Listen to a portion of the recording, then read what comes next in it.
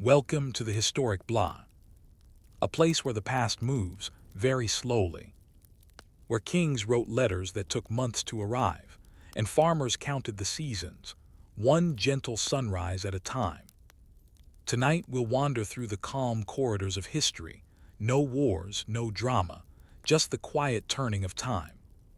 So take a deep breath, let your thoughts drift like leaves on a still pond. And if you find peace in these sleepy stories, you can like, comment, and subscribe. Not out of urgency, but simply whenever you wake up.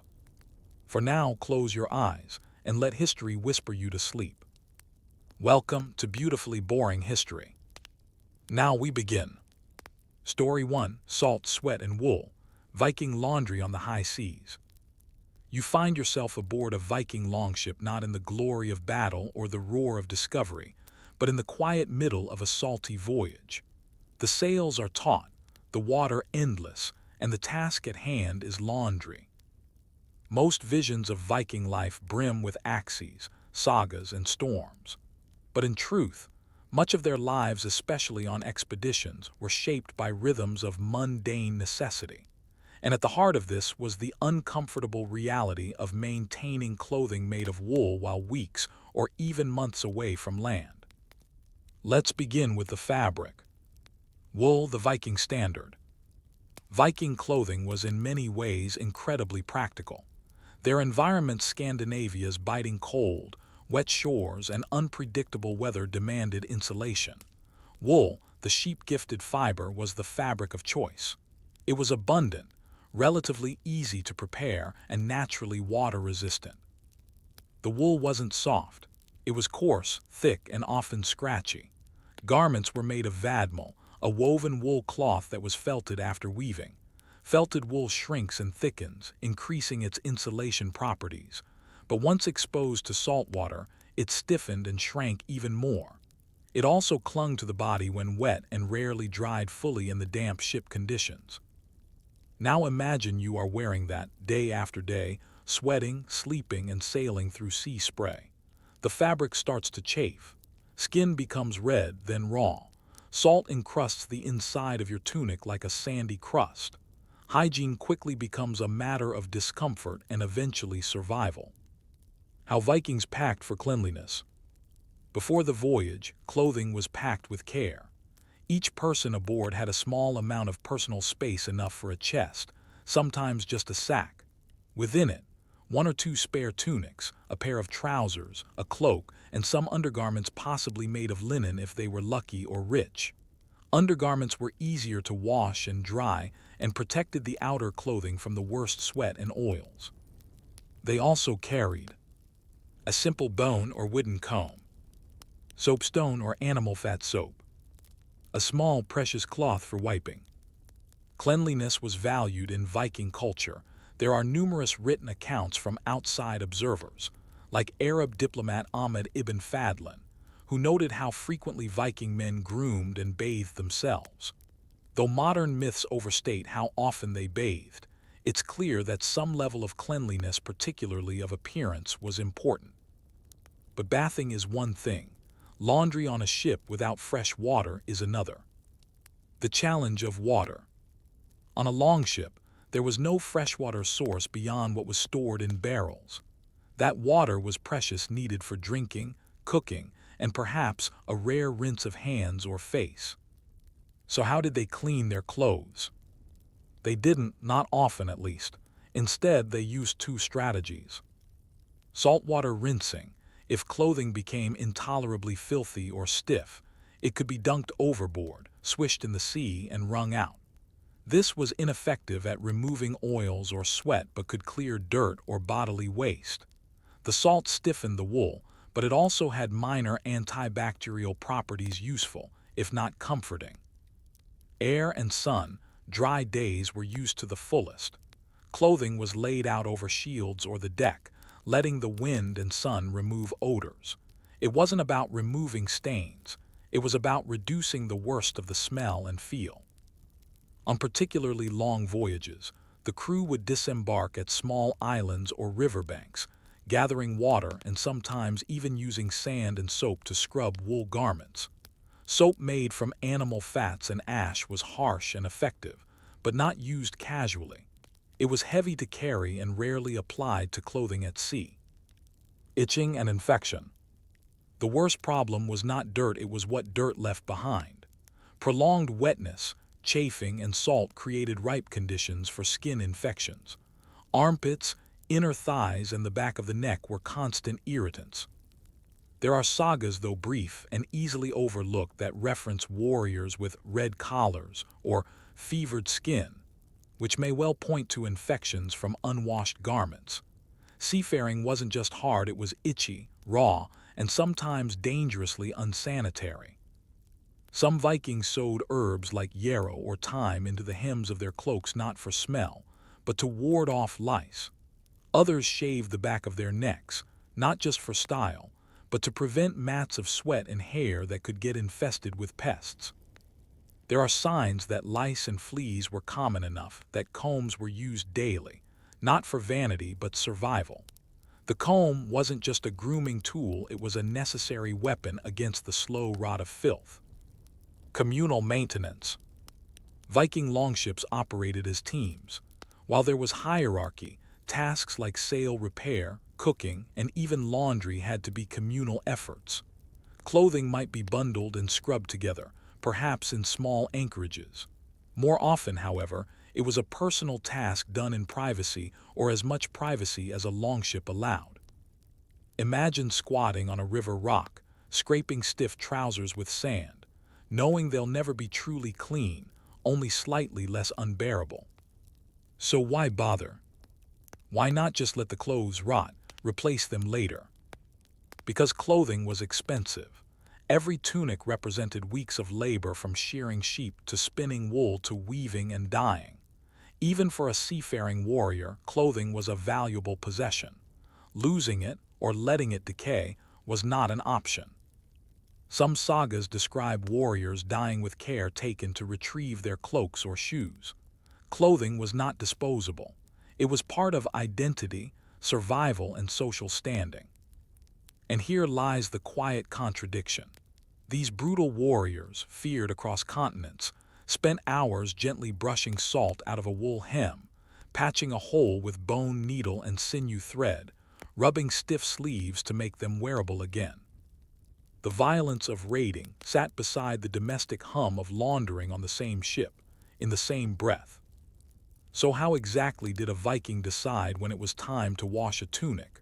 Was it the smell, the stiffness, or a captain's order? And how did this routine change as the journey dragged on? You may imagine that the moment a Viking ship pulled into shore, the warriors raced off to scout the land or prepare weapons. That sometimes happened, but more often, especially during long voyages, there was another equally urgent ritual: dealing with the laundry. Not in the sense of a scheduled routine or chore wheel. There was no designated laundry master on a longship, but there was an unspoken understanding.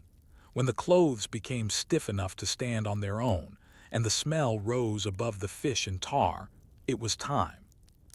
Let's follow the unremarkable, vital practice of laundering once they reached land. Landing for more than loot. While some landings were raids, many were scheduled or improvised rests. Riverbanks, quiet beaches, or sheltered inlets offered a brief reprieve from the monotony of the sea. These moments weren't just about sleep or hunting, they were about maintenance. And maintenance included bodies, clothes, and tools. The process began simply. Garments were stripped, carefully laid out or hung on branches. Boiling water, if it could be spared, was prepared for washing. Scrubbing tools, flat stones, rough sand, seaweed were used to agitate and scrape fabric. Soap, if available, was applied to areas of extreme wear: cuffs, collars, and underarms. The Vikings used a primitive form of soap known as sop, made from animal fat and lye. It was often made at home before departure and was used sparingly. The process of making soap was well understood by Norse households, but it required patience and access to lye, which came from the ashes of hardwood trees. In some archaeological digs in Denmark and Norway, fragments of soapstone bowls have been discovered near riverbeds, possibly used to mix or heat soap. Soapstone's ability to withstand heat made it ideal for small-scale hygiene tasks.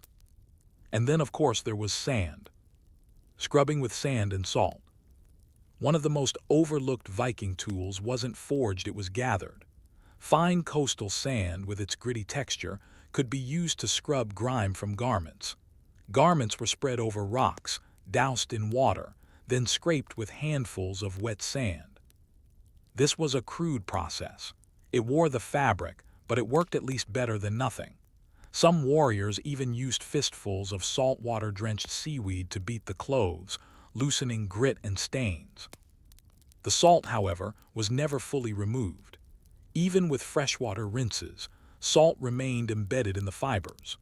Once dry, the fabric would stiffen again unless it was beaten with hands or against rocks, a noisy but necessary act that would have echoed across a quiet fjord like dull drums.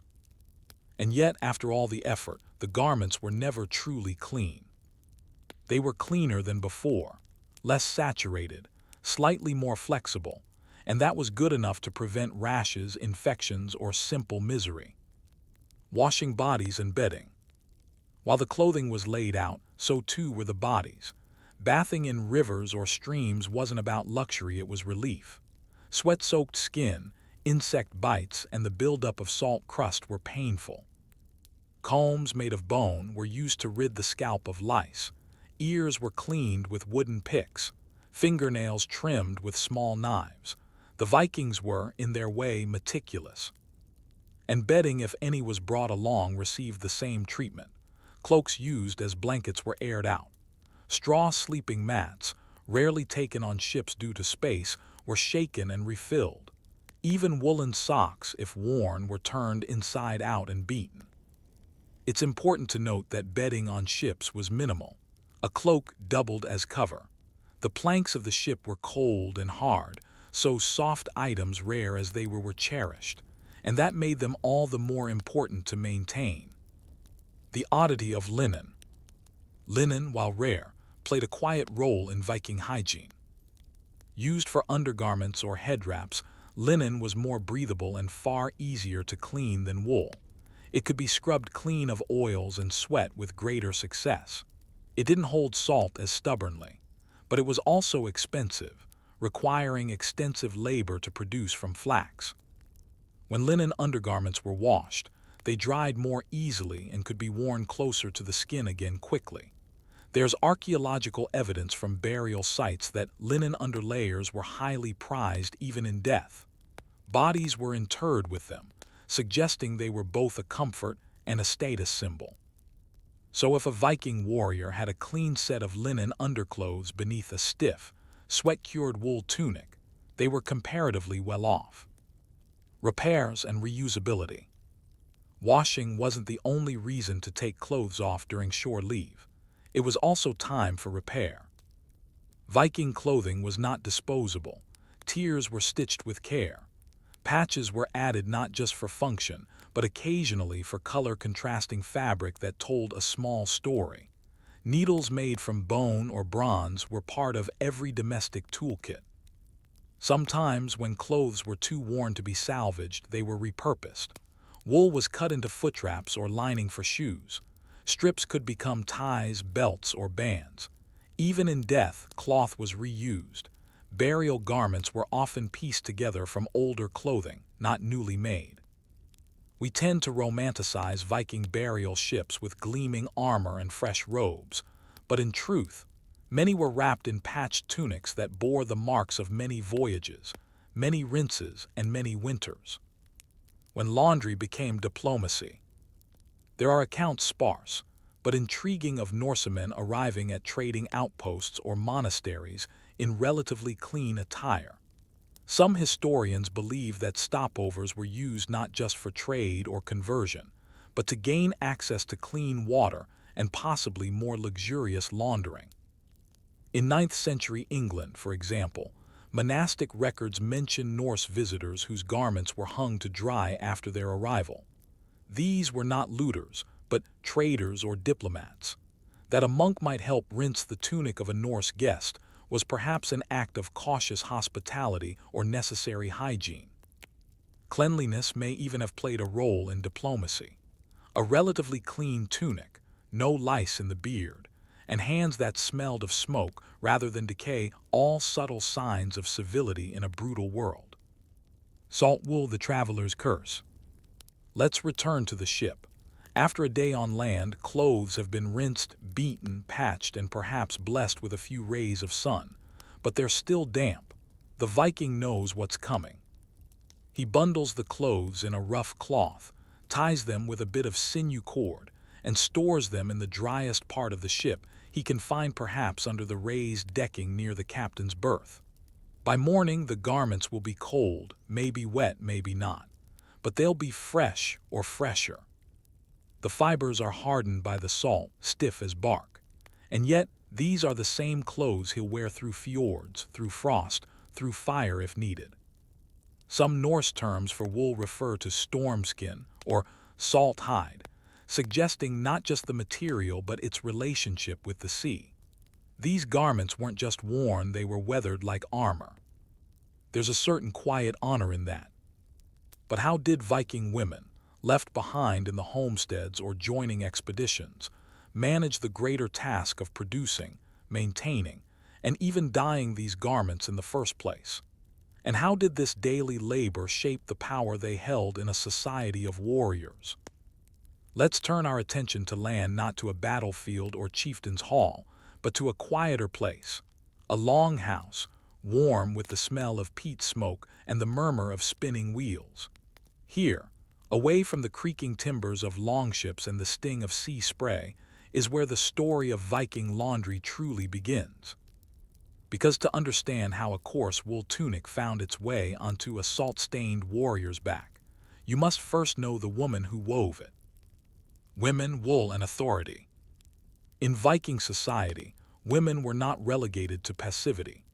Especially in domestic and economic spheres, they held great power not in dramatic sagas or combat, but in the quiet, relentless cycles of labor that sustained entire communities. Clothing wasn't purchased, it was made, and the labor to make it, shearing, carding, spinning, weaving, dyeing, cutting, sewing, fell primarily to women. Each tunic worn aboard a longship was the product of dozens, sometimes hundreds, of hours of work, and each thread was handled first by a woman, often from the same family or settlement as the man who wore it. This gave textile work deep significance. In some archaeological burials, women were laid to rest with their weaving tools, looms, spindle whorls, and shears. These were not just tools of labor, they were symbols of status. The vertical loom and domestic industry. Viking looms were typically upright warp-weighted looms, fixed vertically and held steady with heavy stones. These looms stood in the warmest part of the longhouse, near the hearth, where light and warmth were available even during the harsh Scandinavian winters. The wool used mostly from native sheep was coarse, varied in color, and naturally resistant to weather. Women sorted, cleaned, and carded the wool, often spinning by hand using drop spindles. This was labor-intensive, repetitive, and unending. Every family needed multiple garments for survival, and every voyage demanded spares. Once woven, the wool was often full to process, where the cloth was pounded, boiled, and shrunk to tighten the weave. This made it water-resistant and warmer, but also stiffer and scratchier. Again, the result was not comfort, but survival. The entire process of making clothes, especially woolens, could take weeks for a single outfit. Clothing, therefore, was not a fashion choice. It was wealth. It was inheritance. It was the mark of a household success and a woman's skill. Dyeing, color, and class. Not all Viking clothes were dull gray or brown. If a family could afford it, clothes were dyed either to mark status or simply for variety.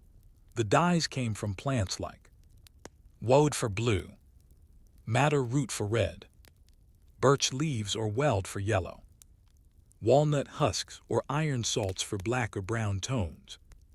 Dyeing was yet another laborious process requiring heat, mordants to fix the color, and patience. And yet it was done, particularly for cloaks and undertunics. A clean, dyed tunic, particularly in shades of blue or red, was a sign of prestige.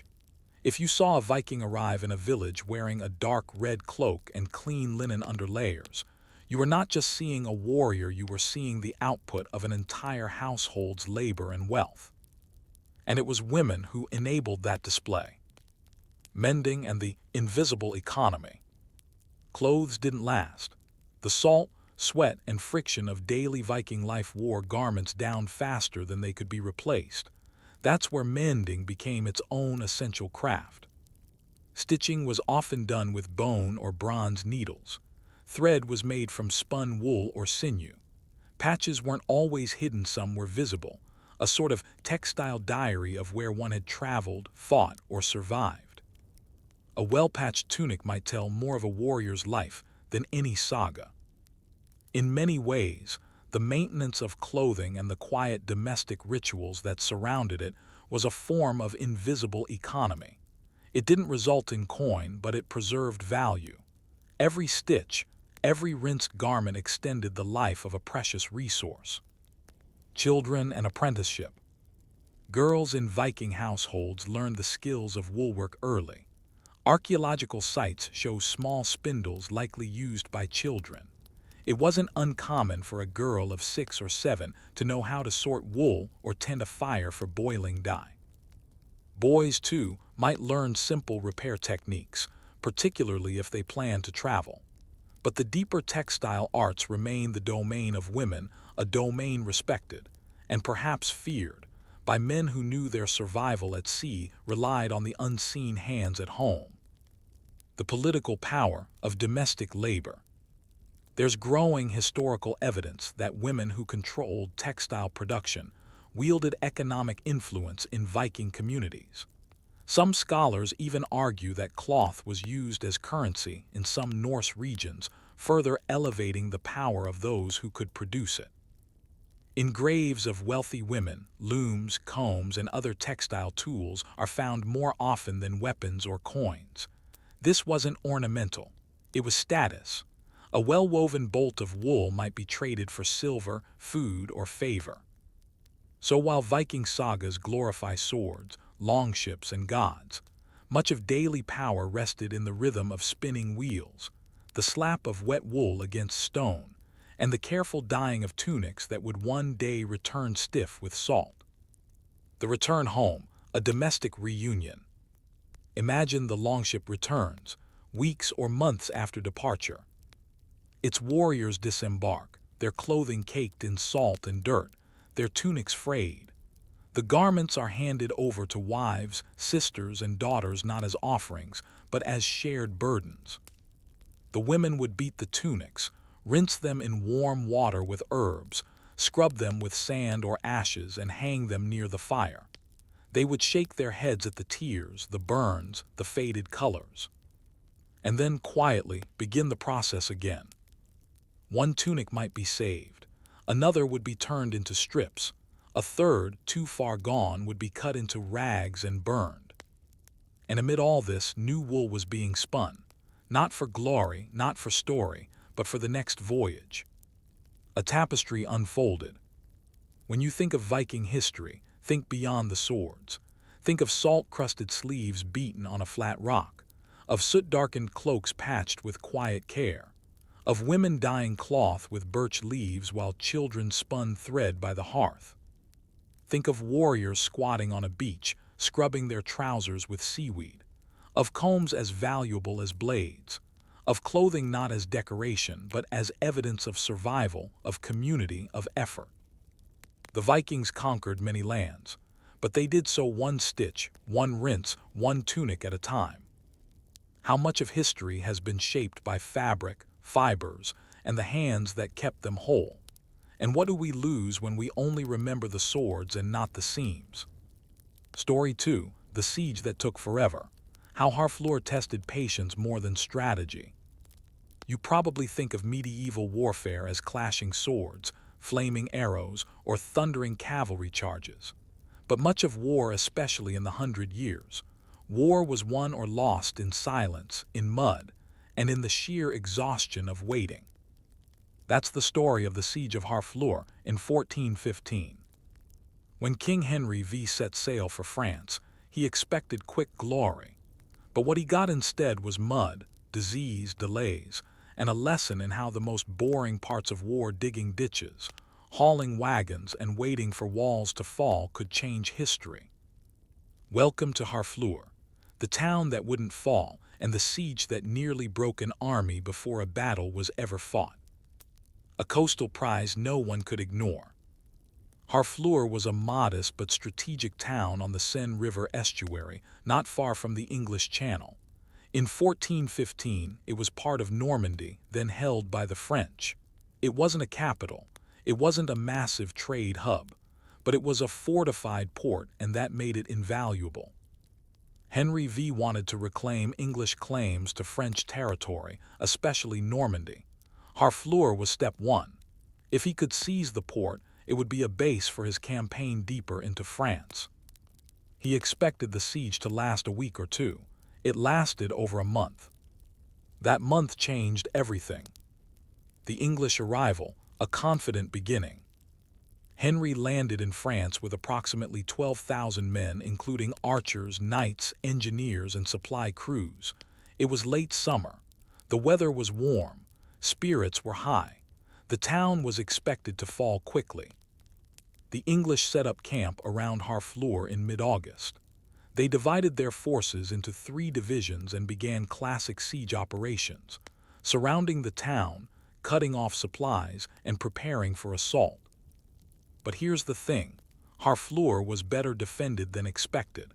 Its walls had recently been strengthened, its garrison was large and well supplied, and the defenders weren't interested in surrender. So instead of glory, the English got digging.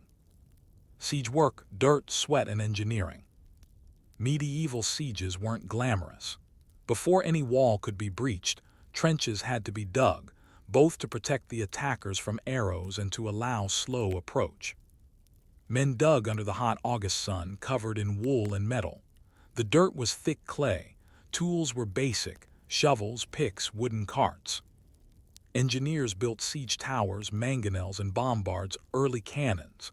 But they also had to build latrines for 12,000 men, maintain roads for supply wagons, patch tents damaged by wind and rain. The siege lines crept forward slowly, as much with spades as with swords, and every foot gained was measured in blisters, not blood. Food, water, and waste. The English brought supplies, but not enough. As the siege dragged on, problems began to multiply. Water was drawn from the Seine or local wells, many contaminated by runoff from latrines. Food spoiled in the late summer heat. Salt meat, beans, and ale were the main fare. Waste built up quickly: human waste, animal waste, rotting food, dead horses. Flies gathered, sores festered, and the medical knowledge of the time was barely adequate for splinters, let alone dysentery. And then came the disease that would haunt the campaign: dysentery, known as the bloody flux. The dysentery outbreak. By early September, hundreds of men were sick. Symptoms were brutal: diarrhea, fever, dehydration, and eventual death. There was no cure, no real prevention. The hot weather made it worse, and the closeness of the siege camp, a city made of tents and trenches, allowed it to spread rapidly. Some estimates suggest as many as 1/3 of Henry's army fell ill. Entire units were incapacitated. Others had to abandon their posts to tend to comrades or bury the dead. Imagine this: you're in armor, knee-deep in mud, trying to haul a siege ladder while vomiting from a fever you don't understand. That was the daily life of many English soldiers during the Harfleur siege. The French hold the line. Inside the town, the French defenders held firm. They had high walls, stocked stores, and crucially motivation. If Harfleur fell, the path to Normandy opened. They fired arrows and stones from the walls. They launched sorties, small attacks to sabotage English trenches, but mostly they waited.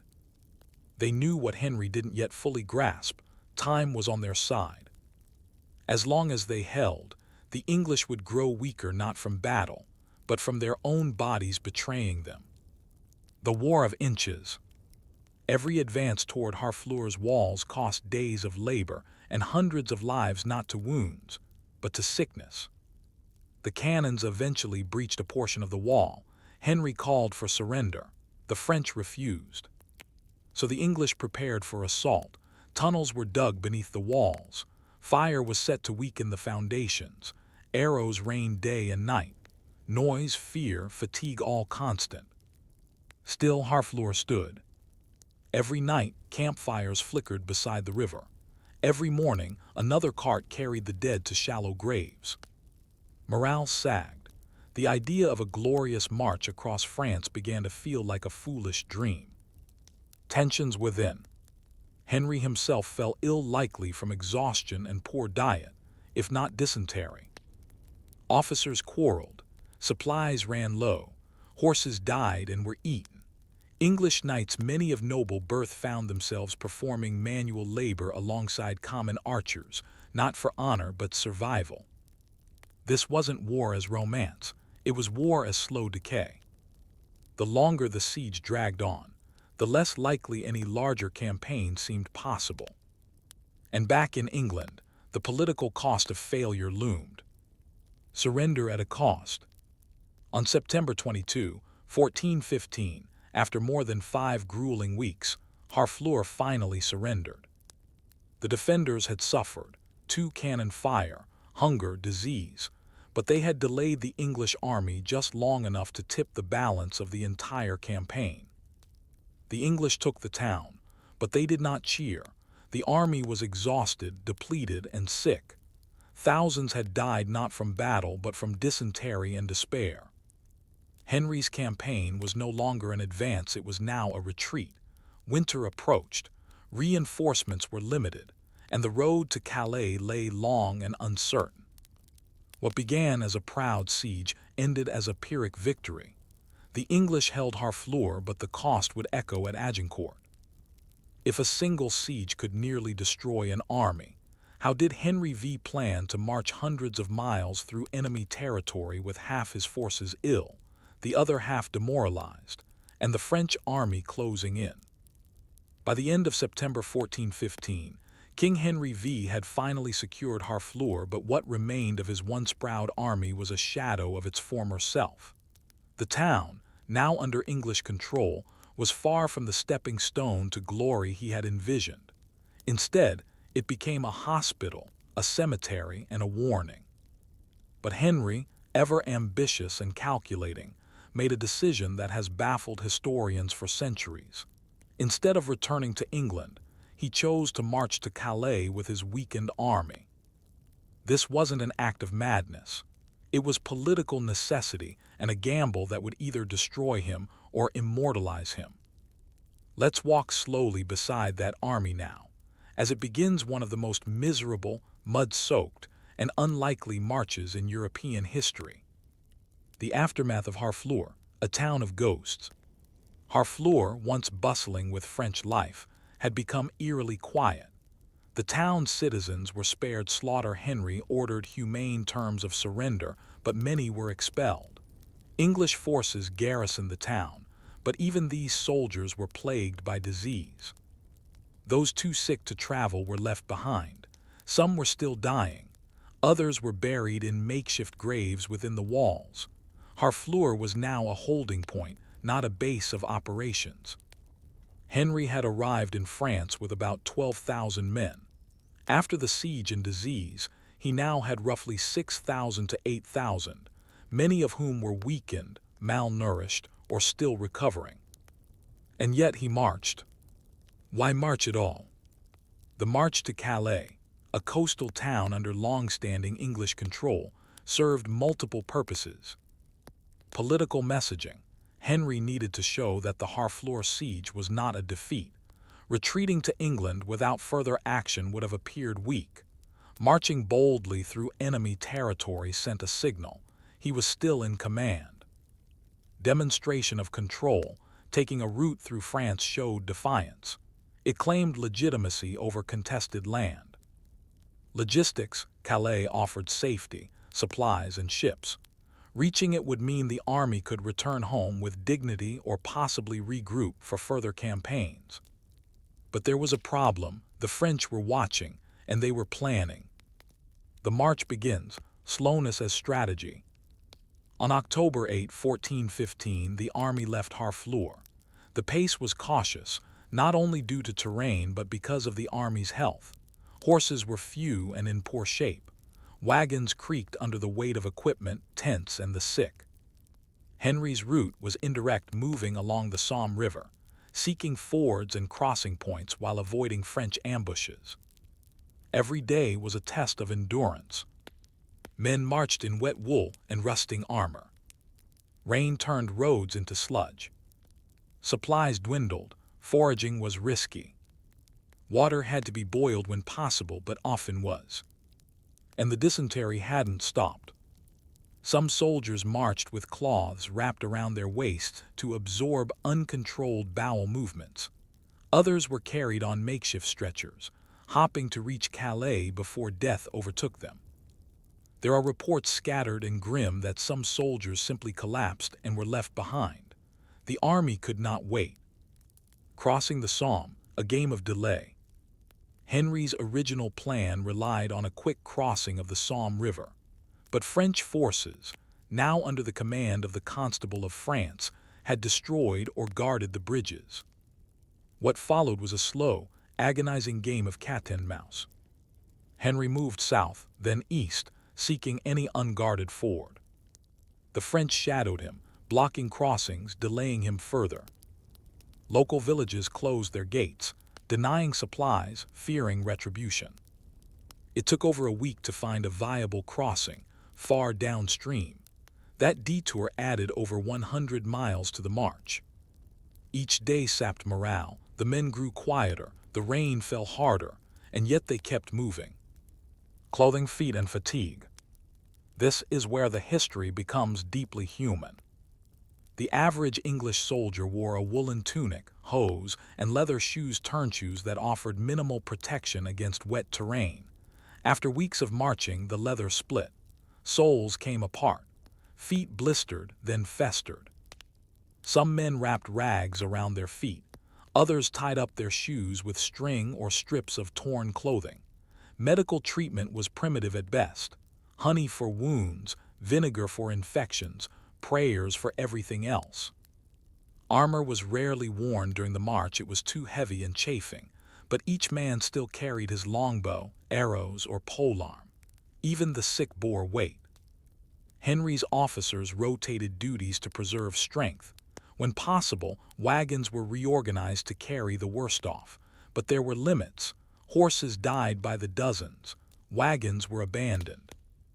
The roads behind the English army were littered with cast-offs, broken arrows, cracked helmets, empty sacks, spoiled meat, and sometimes bodies. The French assemble. By mid-October, the French had gathered a massive force, some 12,000 to 20,000 men, depending on the estimate. They were well-fed, well-mounted, and angry. They knew Henry was retreating, and they believed they could corner and destroy the remnants of the English army with one decisive strike. French morale was high. Nobles from across France had joined, many eager to erase the humiliation of previous defeats. They outnumbered the English at least 2 to 1, possibly more. It was a foregone conclusion. The English would be crushed. And Henry knew it. No more hiding. On October 24, scouts reported that the French had finally blocked the road to Calais. The English could march no further. Henry paused, assessed his position, and rather than retreat, he prepared for battle. His soldiers, already half dead from disease and fatigue, began to sharpen blades, restring bows, and patch armor with whatever they could find. One chronicler wrote that they knelt in the mud and made peace with God. This would be their last stand, but they would make it count. The night before Agincourt.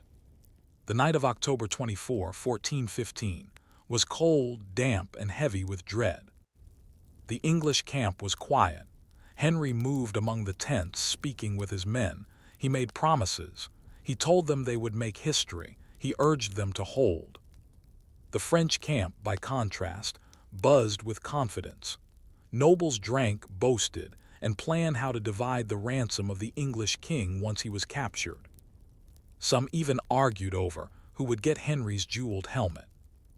They had no idea that the next morning would change the course of the war, and that their overconfidence would become one of the most studied military failures in European history. But how did a sick, starving army, cornered and outnumbered, manage to win one of the most unlikely victories in medieval warfare? And what role did mud, longbows, and bad decision-making play in that outcome? By the cold morning of October 25, 1415, the English army stood in a narrow field near the village of Agincourt, starving, exhausted, and outnumbered. They had marched nearly 260 miles, lost thousands to disease, and faced an enemy that had spent weeks preparing for revenge. The odds were clear. The English were done for. But what followed was one of the most astonishing and, for the French, humiliating military defeats in medieval Europe. And at the heart of it all were mud, miscalculation, and mundane logistics. Let's walk through the Battle of Agincourt, not as a tale of glory, but as a triumph of boring but decisive details. The battlefield, a bottleneck of mud and trees. The field at Agincourt was narrow, flanked by dense woods on both sides. This geography forced the much larger French army to compress their forces into a narrow front. Recent rain had turned the field to thick, sticky mud. Armor-clad men and horses would have to trudge through it to reach the English. The French had the numbers estimates range from 12,000 to 20,000 troops, including thousands of heavily armored knights.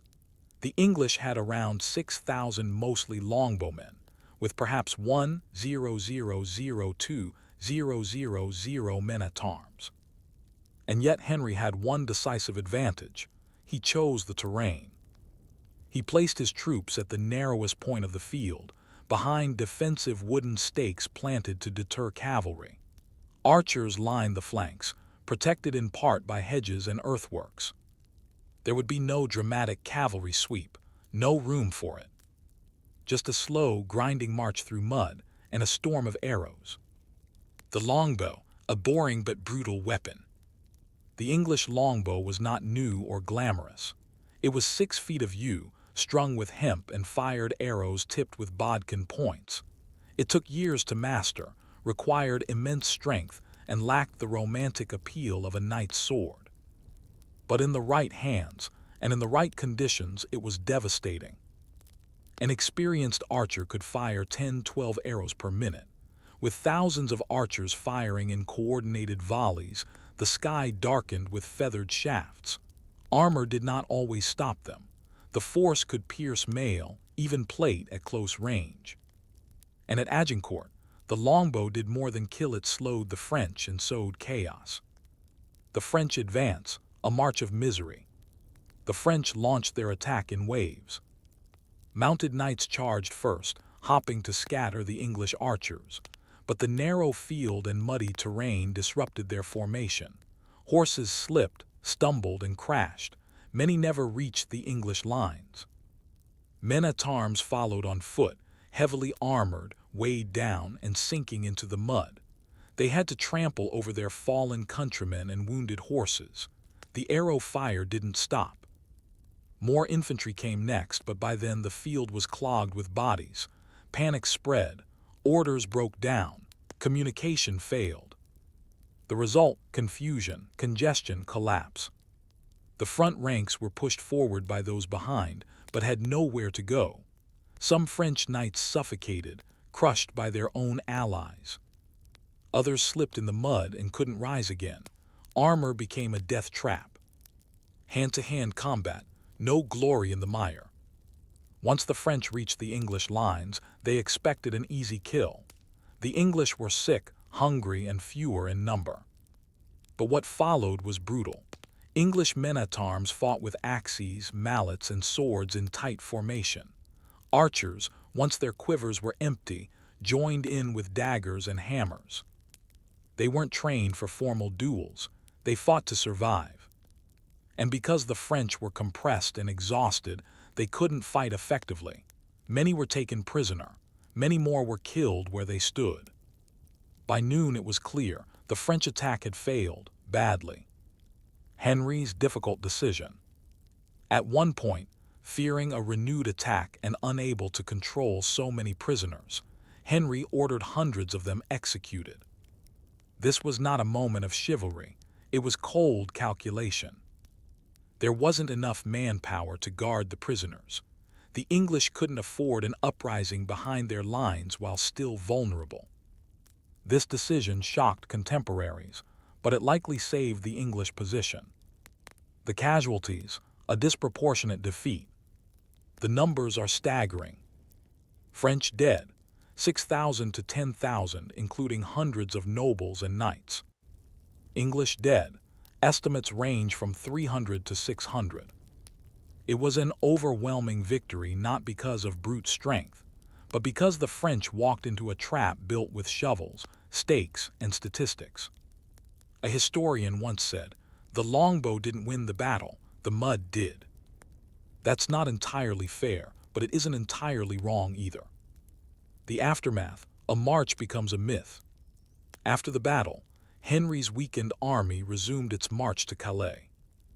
They limped carrying wounded and prisoners, but this time no one pursued them.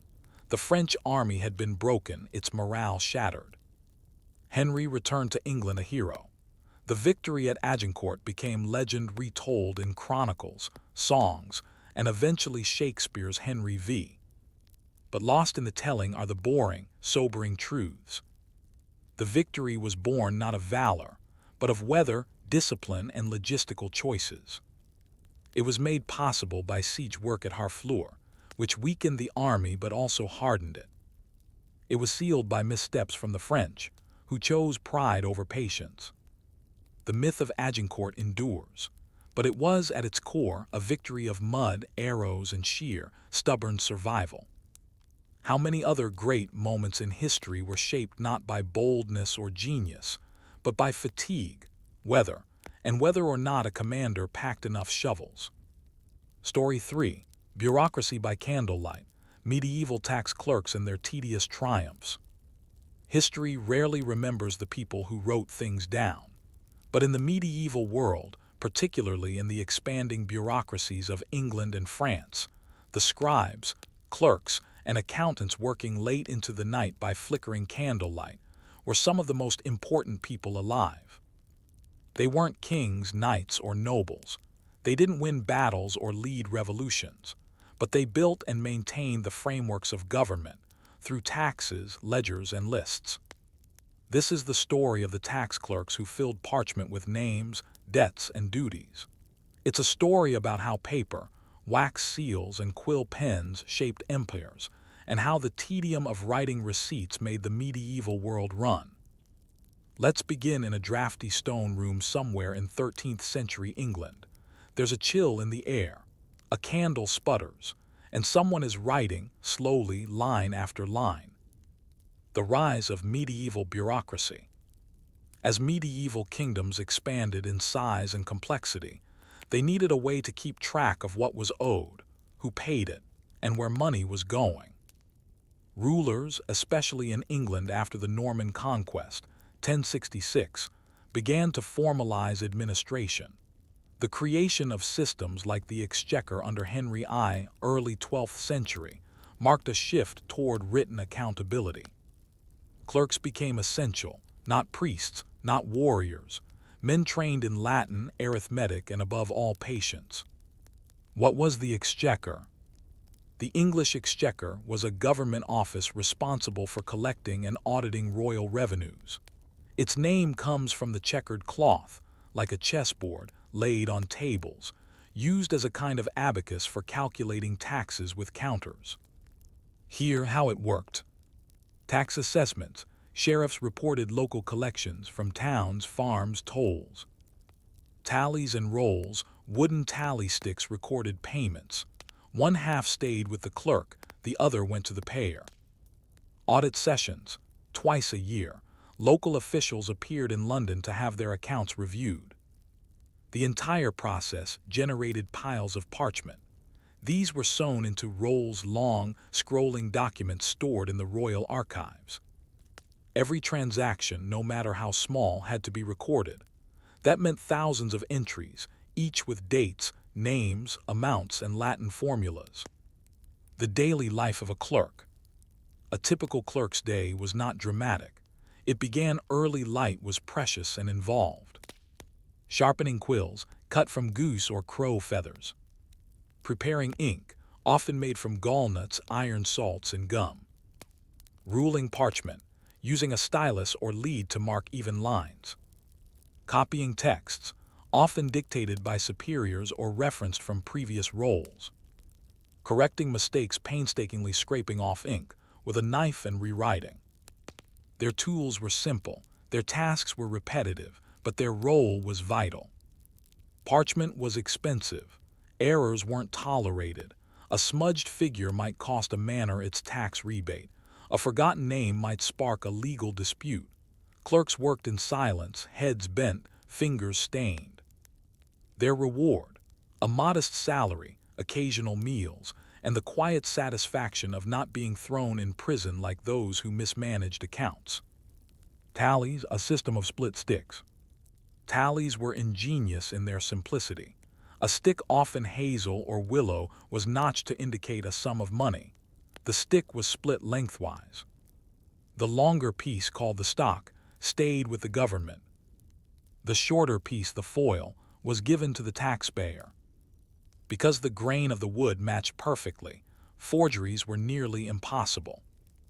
This system was used in England for over 600 years, all the way until 1826.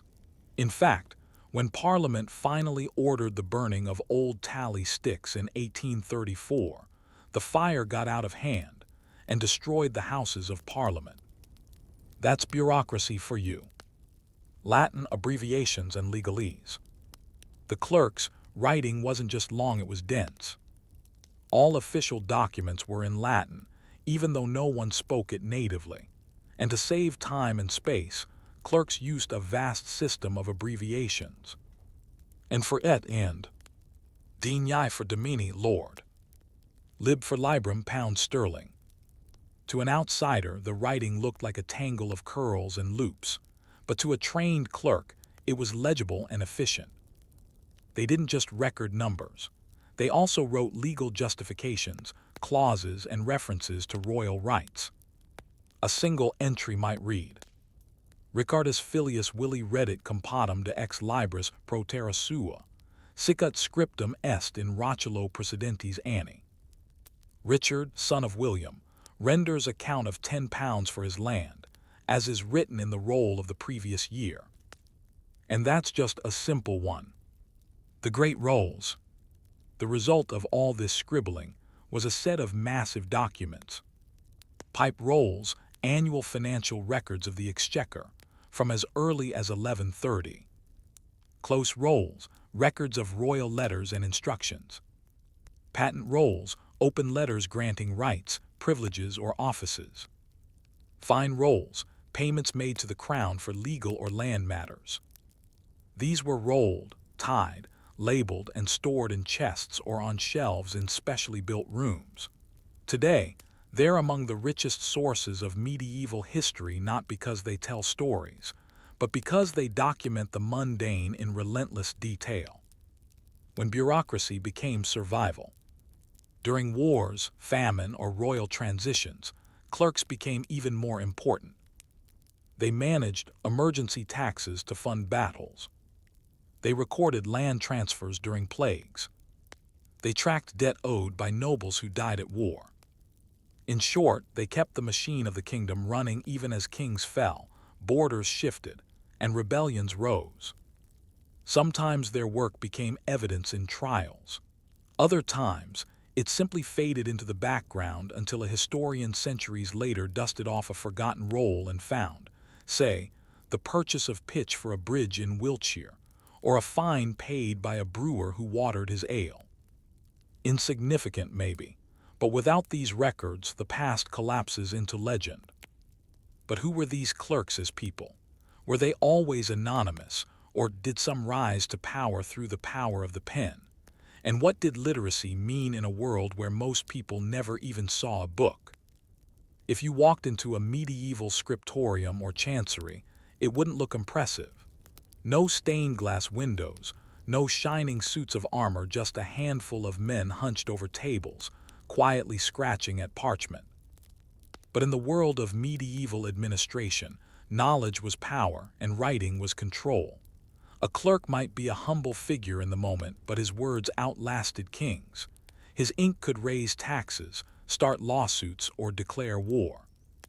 This section explores who these clerks really were, how they came to wield such unexpected authority, and how literacy, rare and valuable, allowed them to shape history from behind the parchment. Who became a clerk? In the early Middle Ages, most clerks came from the church. Monasteries were the only places where reading and writing were taught, and monks were the most educated class in Europe. Even as royal courts developed their own chanceries, many of their scribes were still church-trained. By the 12th and 13th centuries, a new class of secular clerks emerged, often younger sons of minor nobles or prosperous townspeople. Since inheritance usually went to the eldest son, younger brothers were often sent to train in reading, writing, and Latin. Training could begin as early as age 7 and continued for years. Boys learned to read aloud, a skill separate from silent reading, which was rare. Copy texts in a formal hand. Memorize common legal and religious phrases. Calculate using Roman numerals and abacuses. Once trained, they might be hired by royal chanceries, cathedral treasuries, or municipal governments. Though not glamorous, these jobs offered stability and, over time, a surprising degree of influence. Literacy, a privileged power. In a world where most people couldn't read, being literate was like holding a master key. Estimates suggest that, by the 13th century, only about 5% of Europe's population was functionally literate. Among peasants, the rate was closer to 0.1%. Even among the nobility, many could read but not write. Reading and writing were distinct skills. A noblewoman might read devotional books, but she wouldn't know how to draw up a contract. A knight might sign his name but need a clerk to draft a will or land grant. Clerks became essential intermediaries between thought and record, between word and law. Their literacy meant they were needed by everyone: kings, bishops, landowners, merchants. A clerk's knowledge of Latin legal formulas or feudal terms could make or break a land dispute. Some were exploited, others exploited. From inkpot to power. While many clerks remained anonymous, some rose through the ranks to positions of real political authority.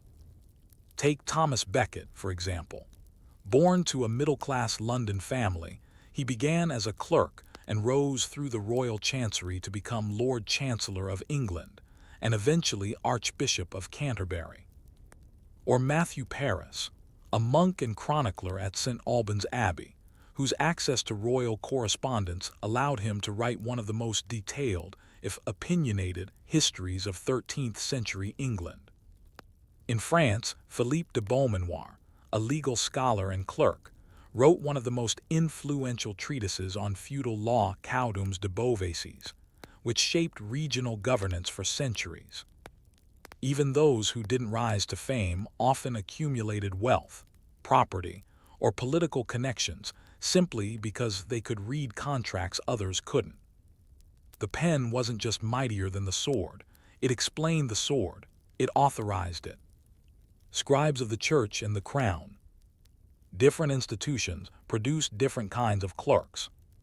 Cathedral scribes managed property records, wills, tithes, and annals. Royal clerks issued charters, tax assessments, and legal rulings. Monastic scribes copied manuscripts, both religious and practical. Guild scribes kept track of trade, apprenticeships, and payments. Some specialized in diplomas and seals, others in currency and tariffs. The more complex a state became, the more specialized its paperwork. By the 14th century, you could be a clerk of the signet, responsible solely for the king's private seal, or a clerk of the wardrobe, tracking royal clothing expenses. Imagine spending your life carefully recording how many pairs of shoes a king wore in a year. It sounds dull, but these clerks had access to the inner lives of rulers and were trusted with their secrets. The burden of accuracy. Medieval parchment wasn't cheap. Errors were costly not just materially, but legally. A miscopied land boundary could spark war. A mistaken date could invalidate a charter. Some clerks were punished with fines, dismissal, or worse for major errors. To minimize mistakes, clerks developed techniques. Reading aloud in pairs to catch misheard words. Abbreviations to save space and reduce copying time. Margins and rubrication, red lettering to organize large documents. Corrections using knives, scraping off ink and smoothing the parchment again. One common trick was the nota bene symbol, in the margin an early medieval highlighter. Despite these precautions, many documents still contain errors, corrections, smudges, and sometimes even doodles faces, animals, or sarcastic remarks hidden in the margins. These offer a human glimpse into the minds of otherwise invisible bureaucrats. The emotional toll of tedium. While we often imagine monks and scribes as serene, the work could be physically and mentally punishing. Poor lighting caused eye strain. Cold rooms made ink thicken or freeze. Sitting hunched for hours led to back and hand pain. Some inks were mildly toxic. In monastic settings, scribes were often assigned work as part of penance. In royal or civic offices, clerks worked long hours for modest pay. Some left notes of exhaustion in the margins of manuscripts. "Oh, my hand! The end of the book, thanks be to God." This is a tedious task.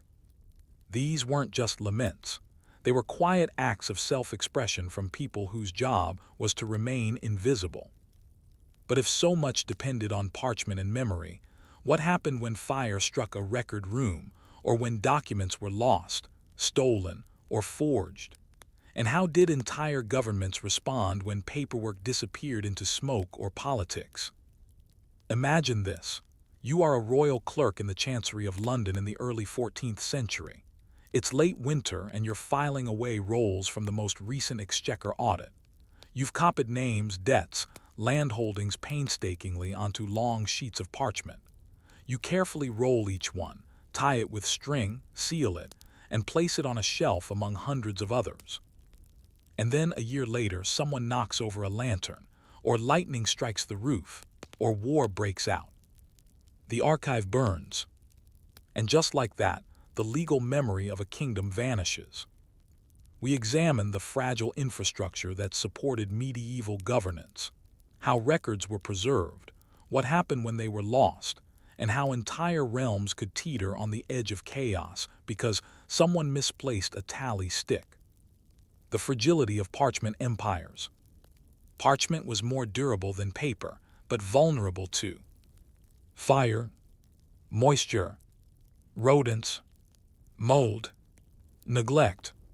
In winter, fires were kept low in archive rooms to avoid accidents, but the chill made ink freeze or crack. In summer, heat warped scrolls. Rats chewed through wax seals. Mice nested in tallies. Medieval governments had no backup systems, no carbon copies, no off-site repositories. If a royal roll was destroyed, its information was gone forever. Entire land claims could disappear, tax exemptions lost, legal precedents erased. The only cloud storage was a clerk's memory. The 1232 fire at the exchequer. One of the earliest record disasters occurred in 1232, when a fire at Westminster destroyed part of the Exchequer's record room. Several pipe rolls, some dating back to Henry II, were lost. Though backup information sometimes existed in local copies, many financial records for that year and the details of hundreds of payments, fines, and legal actions vanished permanently. The response: clerks were ordered to rewrite what they could remember. Sheriffs were summoned to reswear oaths and resubmit tallies, but some losses were never recovered. The kingdom moved on, but with gaps in its own memory. The politics of loss, forgery, and manipulation. Of course, when records vanished, opportunities arose. Some nobles destroyed documents deliberately, especially ones recording debts, oaths of fealty, or boundaries unfavorable to their families. In other cases, missing records created legal ambiguity that allowed land grabs or power shifts. To prevent forgery, documents were usually sealed, not signed. The royal chancery had a great seal, kept in a locked box, used only in official ceremonies. Even still, fake charters proliferated. In one notorious case in 14th century France, a clerk named Guillaume Canet forged a royal tax exemption by copying language from older rolls. He altered dates, names, and just enough detail to pass scrutiny for a time. When discovered, he was imprisoned and publicly shamed, but not before collecting years of illicit income. When archives moved, danger on the road. Sometimes, governments were forced to move their archives due to war, plague, or political upheaval. This was risky. Records were stored in wagons or boats wrapped in waxed cloth, carried through muddy roads or hostile territories. Entire chests were sometimes lost in transit. During the Wars of the Roses, 15th century, shifting control between the houses of Lancaster and York meant chanceries moved constantly. In one instance, rolls were seized by opposing forces and used to identify enemies for arrest or execution. In another case, rolls were burned deliberately to erase royal debts. The record wasn't just passive. It was a weapon, a shield, or a tool of vengeance, depending on who held it. Preservation efforts. Bureaucracy becomes self-aware. Over time, governments became more cautious. In England, under Edward III, the Tower of London became a permanent archival center for many state documents. Clerks created indexes for easier retrieval. Specialized roles like Keeper of the Rolls were formalized. By the late Middle Ages, record-keeping became a form of power in itself, a kingdom's collective memory, guarded jealously. Even monarchs began to understand. If the record doesn't exist, neither does the law that depends on it. The accidental destruction of Parliament, 1834. Fast forward to the 19th century. After centuries of tally stick use, the British government finally decided to destroy the last of them, some 2 cartloads worth, stored in the House of Lords basement. On October 16, 1834, the sticks were burned in a furnace. The fire overheated the flue, igniting woodwork and spreading rapidly. Within hours, the Palace of Westminster burned to the ground. This event, a consequence of bad paperwork disposal, became one of the most symbolic bureaucratic failures in modern British history. Even in death, the tally sticks left their mark. Why it all mattered. Today, a medieval tax roll seems boring, a list of names, fines, and rents, but each entry was a thread in a vast network. A village's ability to feed itself. A noble's obligation to fund an army. A monastery's exemption from tolls. When those records vanished by accident or design, the consequences were economic collapse, legal chaos, or even civil war. We often imagine kings as mighty and governments as all-powerful, but in truth, they were often just a few steps from disaster, relying on ink, memory, and candlelight to hold the world together. How many historical turning points were really just paperwork lost, found, or forged, and how much of our understanding of history depends on which records simply happen to survive. Story 4. Roman Shoes and Sidewalks, the Empire's Quiet Battle with Mud. When you picture the Roman Empire, you likely imagine aqueducts, legions in gleaming armor, or grand temples towering above marble forums. What you probably don't think of is this. Mud, so much mud. But for much of its history, especially in the provinces, Rome was constantly at war with the ground itself. Roads flooded, streets turned into swamps, and even the most disciplined soldiers found their hobnailed sandals caked in clay before breakfast. The empire was an engineering marvel, but it was also a logistical nightmare. And underneath all the conquest and culture, there was an unglamorous reality. If you wanted Rome to function, you had to keep your feet dry. This is the story of how the Romans tackled the most mundane, dirty, and persistent enemy of civilization: wet, sticky earth. A world of dirt and foot traffic. The Roman world was not made for wheels. For all the grandeur of Roman roads, the vast majority of travel, especially within cities, was done on foot. Merchants walked their carts through open-air markets. Slaves carried water across narrow alleyways. Senators strode through forums in embroidered togas.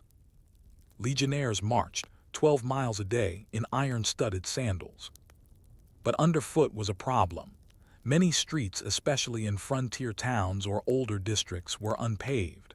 Where they were paved, the stones often shifted or sank, creating puddles. Rainfall, poor drainage, waste, and foot traffic turned these surfaces into a slippery, smelly morass. Shoes for soldiers, the caligae.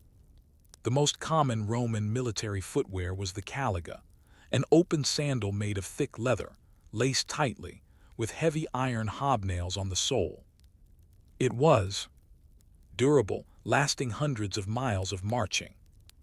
Ventilated, to reduce foot rot and blisters. Gripping, with nails that bit into earth and gravel. But it wasn't waterproof. Step into mud and your foot was soaked. March through rain and your feet swelled in leather that took hours or days to dry.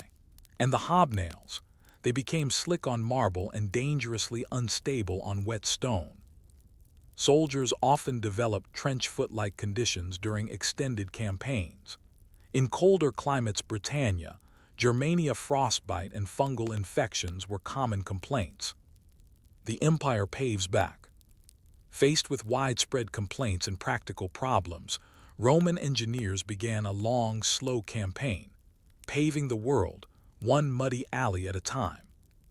City planners and military architects developed standardized methods for raising street levels with gravel, rubble, and sand, installing stone paving in high-traffic areas, adding curbs and stepping stones to avoid puddles, digging drainage ditches and underground sewers. In cities like Pompeii, wide stepping stones were built into the roads so pedestrians could cross without touching the street itself, which doubled as an open sewer. Chariots and carts were forced to adjust axle widths to fit between these stones, a de facto regulation born from soggy inconvenience. The curse of provincial towns. Not every Roman town was blessed with good planning.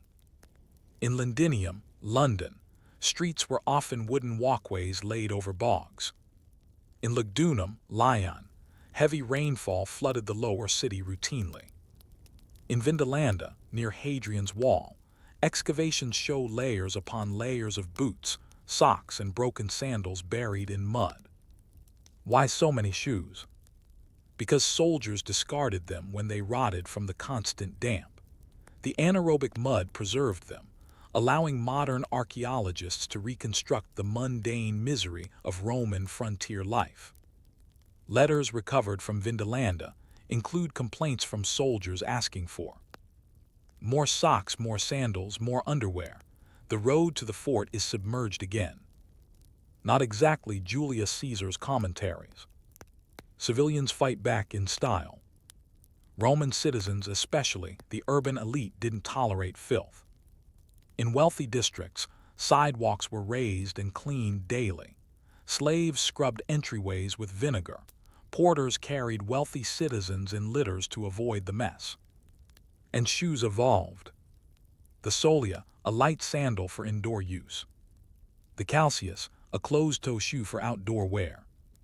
Boots with thicker soles, sometimes with waterproofing animal fats or wax. Some Roman homes had mudrooms, literal rooms at the entrance where shoes were removed to avoid soiling mosaic floors. Yet even the best shoes couldn't solve a downpour and a backed-up sewer. Drainage as imperial policy. Eventually, Rome made drainage a core part of its urban design. The Cloaca Maxima in Rome, one of the world's earliest known sewer systems, was expanded, copied, and improved across the empire. Street gutters were mandated by law in some cities. Magistrates were elected specifically to maintain streets and sewers. Complaints were filed in writing, and we have surviving graffiti in Pompeii that reads, "May the gods curse the aedile who promised to fix this gutter and did not." Civic frustration is eternal. The scent of civilization. Despite all these efforts, the combination of animal dung, human waste, and rain meant that even the most civilized Roman cities often smelled terrible. Romans coped with perfumes, incense, and scented shoes, literally little sachets tucked under the laces. In some public baths, patrons washed their feet before entering to reduce the transfer of street grime. And in theaters, noble seats were sometimes positioned away from the general public, not just for prestige, but to avoid the smell of the muddy masses. But how did Rome's obsession with clean feet and passable roads influence the cultures that inherited its cities? And when the empire began to crumble, what happened to all those sidewalks and sewers left behind? When the Roman Empire began to decline, its roads, sidewalks, and drainage systems didn't vanish overnight, but they slowly broke down, worn away by time, weather, neglect, and the lack of people who truly understood how they were built or how to maintain them. What followed was not a dramatic collapse, but a long, quiet unraveling of infrastructure, piece by piece, bootstep by bootstep. Streets that once echoed with Roman sandals filled with weeds. Sidewalks cracked, sewers clogged, and the civilized footpath became mud again. This section explores the slow erosion of Rome's battle against earth and water, the quiet end of sanitation, paved order, and pedestrian dignity in a world moving backward into the mud. When the builders disappeared, as central Roman authority weakened in the West, especially after the 5th century CE, so too did the maintenance of its famed infrastructure. The engineers, surveyors, and civic officials responsible for upkeep retired or fled, were no longer paid, or simply no longer trained. In cities like Colonia Agrippina, modern Cologne, or Augusta Treverorum Trier, civic funds dried up. Local officials focused on defense or food supply, not gutter cleaning. Grime became the new normal. Roads without Rome. The Roman road system was perhaps the most ambitious in ancient history, over 250,000 miles across the empire. Many roads remained in use after the fall of Rome, but their condition deteriorated rapidly. Without regular resurfacing, stones dislodged, ditches overflowed, bridges collapsed and were left unrepaired.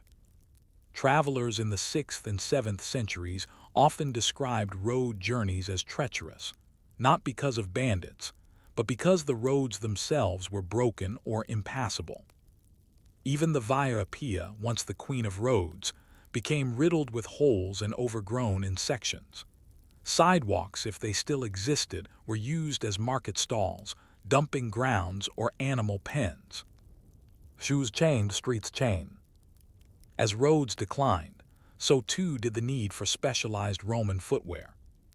The open caligae and formal calceus faded from use. In their place emerged turnshoe, soft leather, flexible soles stitched inside out. boots simpler, higher ankle designs better suited for uneven ground.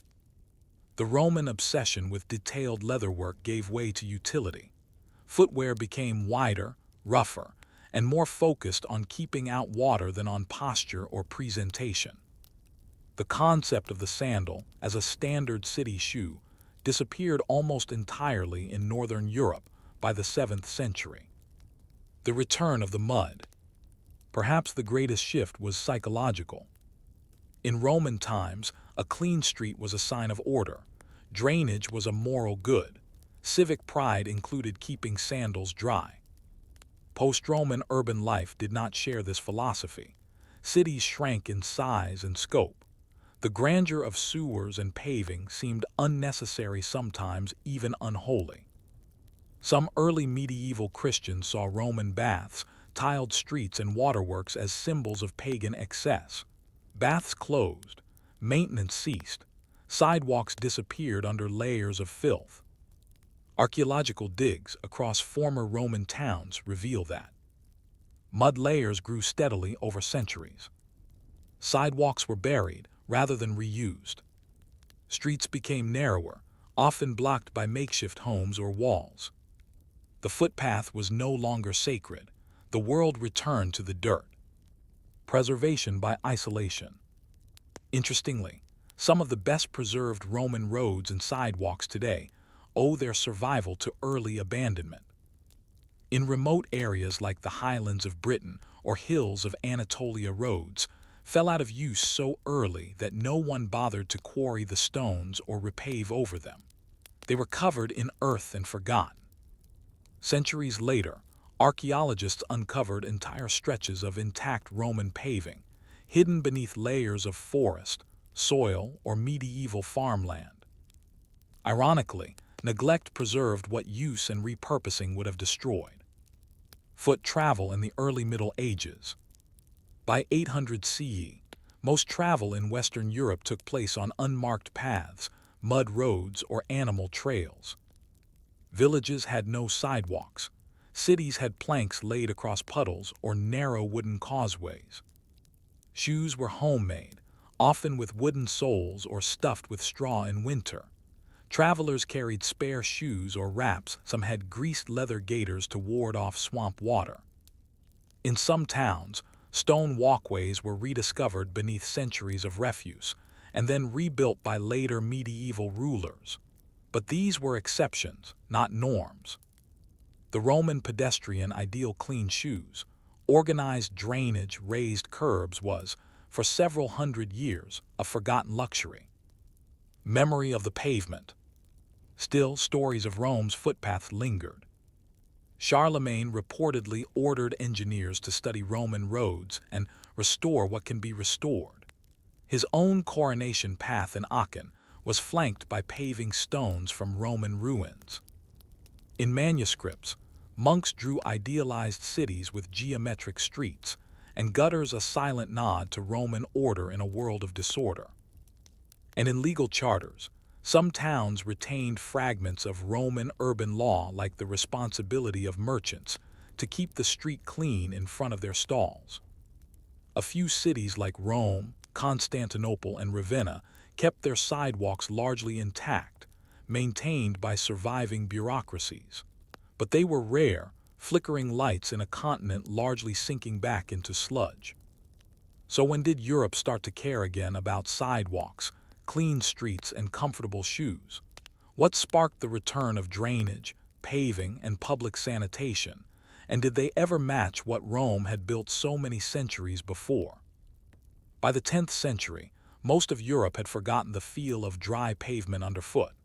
The grand sidewalks and drains of Rome were buried, broken, or rotting. Yet the human need for clean, passable streets didn't disappear. It just took centuries to be remembered, understood, and rebuilt. This final section traces the long, halting road toward reclaiming the Roman ideal of a walkable world. From medieval town ordinances to the rebirth of civic pride in Renaissance Italy, Europe eventually rediscovered the value of the humble sidewalk and the well-made shoe to walk it. The medieval mud crisis. By the High Middle Ages, c. 1300, European cities were growing again. Markets expanded. Population surged. Trade flourished. Streets narrowed and crowded. But sidewalks, still rare. The average medieval street was a sunken channel, flanked by houses that leaned inward like soggy sandwiches. Rain ran down rooftops into the middle of the street, where animals, refuse, and people shared space. Cities like Paris, London, and Florence stank. Some chroniclers described streets so muddy that carts sank to their axles.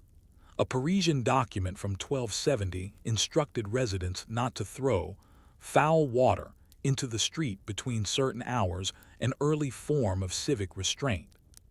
Still, it wasn't enough. Pedestrians trudged through inches of filth, and footwear had to adapt. The rebirth of the elevated shoe. Enter the pattens. Pattens were wooden or leather platforms worn under ordinary shoes, raising the wearer an inch or more above the street. They, strapped on like sandals, clacked loudly over stone, prevented hem and toe from soaking up muck.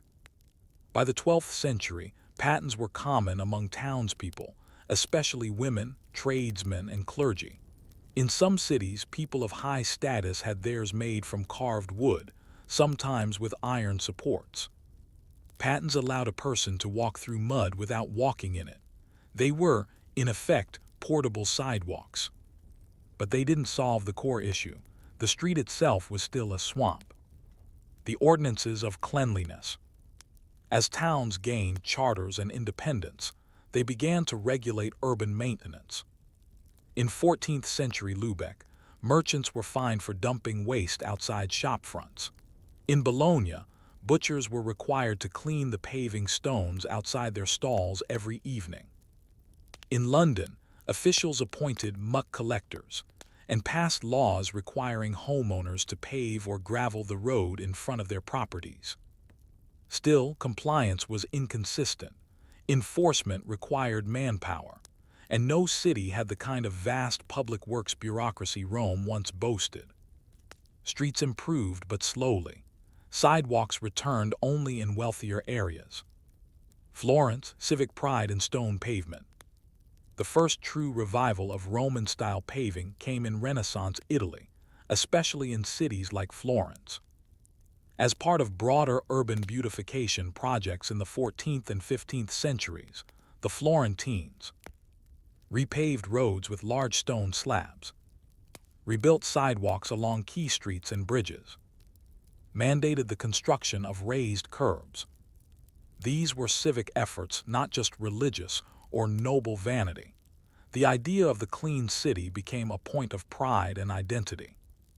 Elsewhere, cities began copying the model. Venice installed stone walkways along canals. Bruges added flagstone curbs in merchant quarters. Prague rebuilt its Roman sewer systems, albeit partially. Sidewalks were returning not everywhere, but enough to change how people walked, dressed, and designed their towns. Shoes catch up to streets. With cleaner streets came new footwear. Softer soles, less need for high pattens. Leather boots with stitched seams and stitched-on soles. Decorative shoes for the elite pointed toes. Embroidery, even slippers. In Florence, shoe guilds flourished. Shoemakers became symbols of status, and cities regulated their designs. Sandals returned in modified forms, not for practical use, but for fashion. The once mud-proof world of utility was giving way to a new urban elegance. The echo of Rome. Ironically, many Renaissance cities rediscovered Roman sidewalks as they dug foundations for new buildings. In places like Arles, Trier, and Verona, workers unearthed mosaic pavements, stone gutters, public fountains. These weren't just archaeological finds. They were templates. In some cities, the new sidewalks were built directly on top of Roman ones, using the same stone or layout. Rome itself, now a crumbling medieval city, became a site of restoration. Popes like Sixtus IV and Julius II invested in paving roads to St. Peter's Basilica, creating pilgrim routes lined with curbs and lamps. Dry feet, once a luxury, became part of holy processions. What Rome taught quietly. In the end, Rome didn't just give the world aqueducts and arches. It gave it a model for moving through cities. Protected by curbs, elevated from waste, structured by drainage. It took nearly 1,000 years for Europe to remember. But when it did, the sidewalk returned not as spectacle, but as a basic act of order. Today's sidewalks, a quiet legacy. Modern cities, in all their concrete and asphalt complexity, still owe their foundations to the Roman desire to separate feet from filth. Our curbs, Roman. Our storm drains, Roman in principle. Even pedestrian rights in law, rooted in the Roman idea of public space. We walk daily on their legacy, barely noticing it. That's how boring but essential their battle with mud truly was. If something as basic as where we put our feet could shape so much of urban life, what other, invisible infrastructures might have steered the course of history quietly, boringly, and completely? Story 5. The Art of Not Bathing. Hygiene Myths and Realities in 14th Century France. You've probably heard the myth before: medieval people never bathed. They thought water was dangerous. They stank. They lived in filth until the Renaissance saved them with soap. But like most historical cliches, this one misses the messy, complicated truth. In 14th century France, people did bathe. Not every day, not always well, and certainly not with the expectations we hold today, but cleanliness, at least as it was understood then, mattered. It just looked very different from our modern standards. This is the story of how people managed hygiene without bathrooms, plumbing, or daily soap, and how their efforts to stay clean tell us as much about belief, class, and survival as they do about dirt. The bathhouse isn't dead yet. By the 1300s, the urban landscape of France still included public bathhouses descendants of Roman traditions.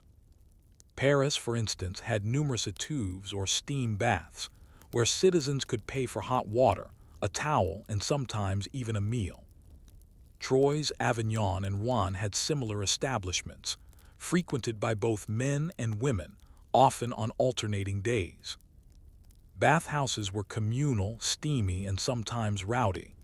They were places not just for washing, but for gossip, relaxation, and even medical treatments like bloodletting. But here's the wrinkle. By the late 14th century, many of these bathhouses began to close. Why? Fear of disease. The plague and the fear of pores. The Black Death arrived in France in 1347. It spread fast. It killed mercilessly, and no one knew exactly how. One prevailing medical theory of the time said that illness came from bad air, miasma, which entered the body through open pores. Warm water, like in a bath, was believed to open the pores, making a person more vulnerable to contagion. As a result, public bathing began to seem dangerous. Doctors advised against full immersion in hot water during outbreaks. Instead, people began to favor dry bathing, changing clothes, brushing off the skin, and applying perfumes. Bathing didn't vanish entirely, but it changed. And this is where the myth of never bathing begins to take root. Clothes as a cleaning system. In the 14th century, cleanliness was as much about linen as it was about water. Most people wore linen undergarments beneath their outer clothes. These were easier to wash, lighter, and could absorb sweat and oils. Bathing was often a multi-step process. Remove outer garments. Brush skin with cloth or a comb. Change into clean linen. Apply scented waters or herbs. Linen shirts, shifts, and kerchiefs were boiled, beaten with lye, and sun-dried. It wasn't luxurious, but it worked. The elite had the means to rotate linen more often, keeping up appearances and reducing body odor. For the poor, cleanliness was less about frequency and more about necessity washing when clothing was visibly soiled or when pests became intolerable. Dry soaps, combs, and herbal powders. What did people use to clean themselves, if not a modern bar of soap? Soap did exist, made from animal fat and ash or imported from the Mediterranean. It was strong, caustic, and expensive. Combs were common, not just for styling but for delousing. Flea and lice combs were carried in belts or kept near sleeping areas. Herbal sachets, lavender, rosemary, thyme were worn in pouches or sewn into clothes. Powders made from dried flowers, ground roots, or chalk were used to absorb sweat. A noblewoman might powder her body before dressing. A tradesman might rub vinegar on his hands after working. A pilgrim might carry a sprig of rue or rosemary to sniff on foul roads. Toilet habits, the other kind of hygiene. Bathroom facilities were predictably basic. Chamber pots were used indoors and emptied, sometimes too casually, into street gutters. Privies, outdoor toilets over pits, were common in rural areas and the back corners of townhouses. Castles had guardrobes, a seat over a shaft, leading to the moat or cesspit. Wiping was done with rags, hay, or sometimes sponge-on-a-stick contraptions. Water was used sparingly. Hand washing was more common than most assume, especially before meals and after using the privy, not necessarily from germ theory, but as a mark of courtesy and ritual purity. Smell, the medieval nose. One challenge to understanding medieval hygiene is modern sensitivity to body odor. In the 14th century, people smelled more. It was normal. The scent of sweat wasn't automatically associated with dirt. It was part of labor, masculinity, even piety. Offensive smells were more often linked with rot, waste, or illness, not everyday bodies. Cities smelled worse than people did.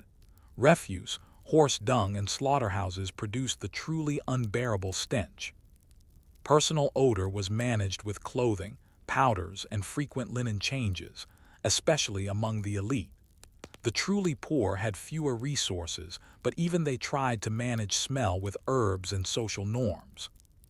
Cleanliness and class. Hygiene wasn't just about health, it was about status.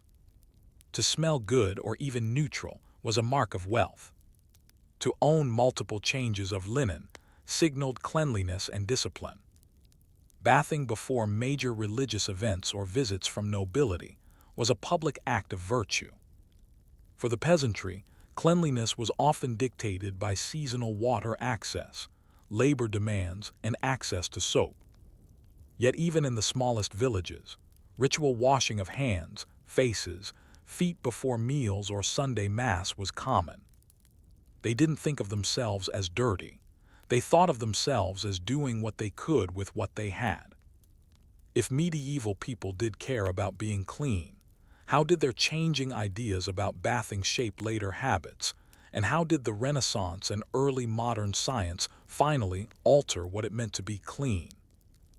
As the 14th century gave way to the 15th, the concept of cleanliness in France and across Europe continued to evolve. Bathing as immersion in water was still practiced, but more cautiously, especially in urban centers that feared outbreaks of plague. Yet people didn't simply give up on being clean. Instead, they redefined cleanliness. This new vision didn't depend on soap and water alone. It involved rituals, scents, powders, changes of linen, and a growing belief that cleanliness was moral, spiritual, and social. We dive into the subtler aspects of medieval hygiene, the surprising role of perfume, the influence of medicine and superstition, and how cleanliness became part of identity even when it didn't involve a single drop of water. The doctor's orders, cleanliness without water. Medieval physicians, working within the humoral theory, balancing blood, phlegm, black bile, and yellow bile, believed that the body absorbed environmental influences through the skin and air. This meant that what you smelled or touched could affect your health just as much as what you ate. Bathing was viewed as a kind of exposure therapy, and one that could be dangerous if timed poorly. Doctors might recommend washing the face and hands daily with rose water or vinegar, cleaning the body with linen cloths soaked in wine and rubbed dry, avoiding bathing during certain seasons, especially winter, when cold humors were to be avoided. Paradoxically, water could be seen as both cleansing and corrupting, depending on context. A 14th century French medical text even advised that full-body bathing more than once a week could weaken the body's natural heat, unless followed by oil rubs and warm wine. Perfume, health, hygiene, and heaven. By the 1300s, perfume wasn't merely cosmetic, it was considered medicinal. Scented waters made from distilled herbs were applied to skin, clothing, and linens. Pomanders, small containers filled with fragrant resins or dried flowers, were worn around the neck or belt to ward off disease. Wealthy citizens might carry silver scent boxes or dab their temples with lavender oil before entering public spaces. Perfumed gloves became a fashion in noble courts, both a sign of status and a practical way to mask unpleasant odors. Many believed that bad smells caused disease, so good smells were protection. In that logic, a heavily perfumed person was cleaner even without water. Hair and grooming, cleanliness at the edges. Hair care was another vital part of medieval hygiene. Combing was a daily ritual, not just for style but to remove lice, dandruff, and debris. Men often wore beards not as a sign of ruggedness, but because regular shaving was expensive and could irritate the skin. Women brushed their hair with wooden combs, oiled it with animal fat or olive oil, and braided it tightly to keep it clean under veils or wimples. Head coverings were as much about cleanliness as modesty. They protected hair from smoke, dust, lice, and the ever-present grime of city streets. And in religious households, nuns and monks regularly shaved heads, the tonsure, not just as a sign of humility, but also because it was practical in controlling lice and easing cleanliness. The weekly wash. Even if full immersion in a bathhouse became less common in the 14th century, many people still washed weekly, especially before church on Sundays. In rural France, villagers might heat a small tub or wooden basin over the hearth, bathe in sections first feet, then arms, then face, conserving water. Share the water among family members, starting with the youngest or cleanest. Soap, if available, was used sparingly. More often, people washed with warm water, coarse cloth, and a bit of ash or sand for scrubbing. Children were often washed more regularly than adults, both because of their vulnerability and their tendency to get into messes. Public bathhouses still clinging on. Despite fears of illness, public bathhouses didn't disappear completely. In Paris, steam rooms and tubs were still operating into the late 1300s, though with growing restrictions. Men and women bathed on separate days. Some bathhouses were closed during plague outbreaks or under moral pressure from the church. Licenses were required in some cities to operate public baths, especially to prevent them from doubling as brothels. These bathhouses were often seen as morally ambiguous places, where one might clean the body but corrupt the soul. Yet the demand remained. Even in rural towns, landlords might offer access to a shared bath as a selling point in rental contracts. Cleanliness in the eyes of the church. For the church, physical cleanliness had always held symbolic weight. Baptism was, after all, a literal washing away of sin. Monasteries maintained rules about regular washing, especially of hands and feet. Clerics washed before performing Mass, and sometimes in between segments of the service. Some religious orders mandated weekly bathing, particularly for the sick and elderly. Others prioritized ritual purity over literal dirt. For many medieval Christians, being clean meant being in a state of grace, regardless of physical hygiene. But for wealthier laypeople, especially in French court society, there was growing interest in combining the two. To look clean, smell clean, and be seen as clean not just by God, but by everyone. The gender divide. Hygiene practices were often shaped by gender roles. Women, especially in the urban middle and upper classes, were expected to smell pleasant, maintain white, laundered linen, bathe infants and manage household water supplies, prepare scented oils or herb bundles for washing. Men were given more leeway, especially laborers, but even they were expected to present themselves well at market, church, or court. In noble households, a lady's chamber often included a washing bowl, scented cloths, and sometimes even a portable copper tub, folded away in a closet or behind a screen. Cleanliness was considered a part of a woman's virtue and a man's self-discipline. Hygiene and medicine intertwined. The overlap between hygiene and health was central to medieval life. Washing hands before meals wasn't just manners, it was protective. Cleaning wounds with vinegar or wine was medical advice. Brushing teeth with sage or mint paste was encouraged to prevent tooth worms. No one understood germs, but people observed that cleaning helped, and that those who washed, at least periodically, often fared better than those who didn't. Still, the lack of soap, hot water, and modern plumbing made hygiene a constant negotiation between effort, belief, availability, and fear. But how did this patchwork system of cleanliness evolve once new scientific ideas arrived, when disease was no longer seen as divine punishment, and water no longer feared? And what role did the printing press, colonial trade, and changing fashion play in creating the modern obsession with bathing?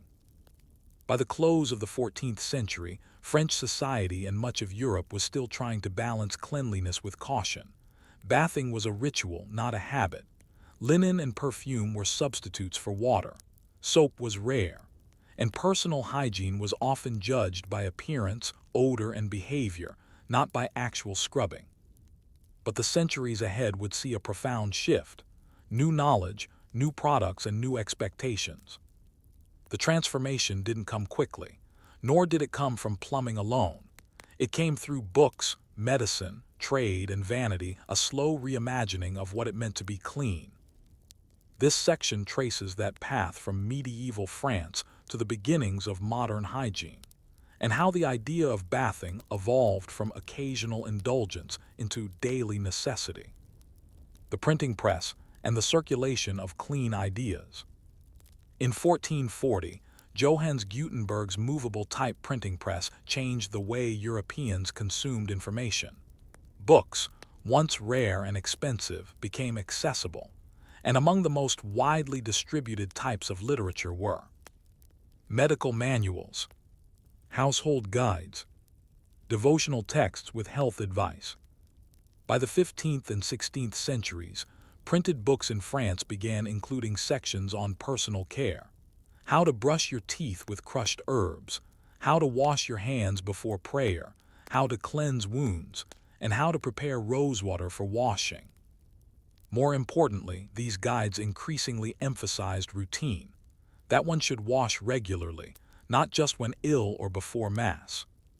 The idea of cleanliness as daily habit, not just spiritual or symbolic, was taking root. Soap, from rarity to commodity.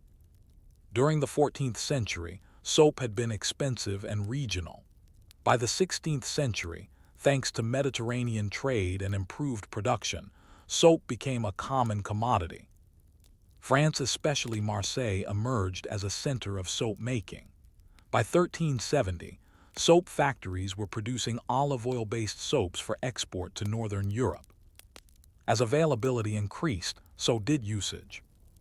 Soap for hands and clothes. Soap for bathing.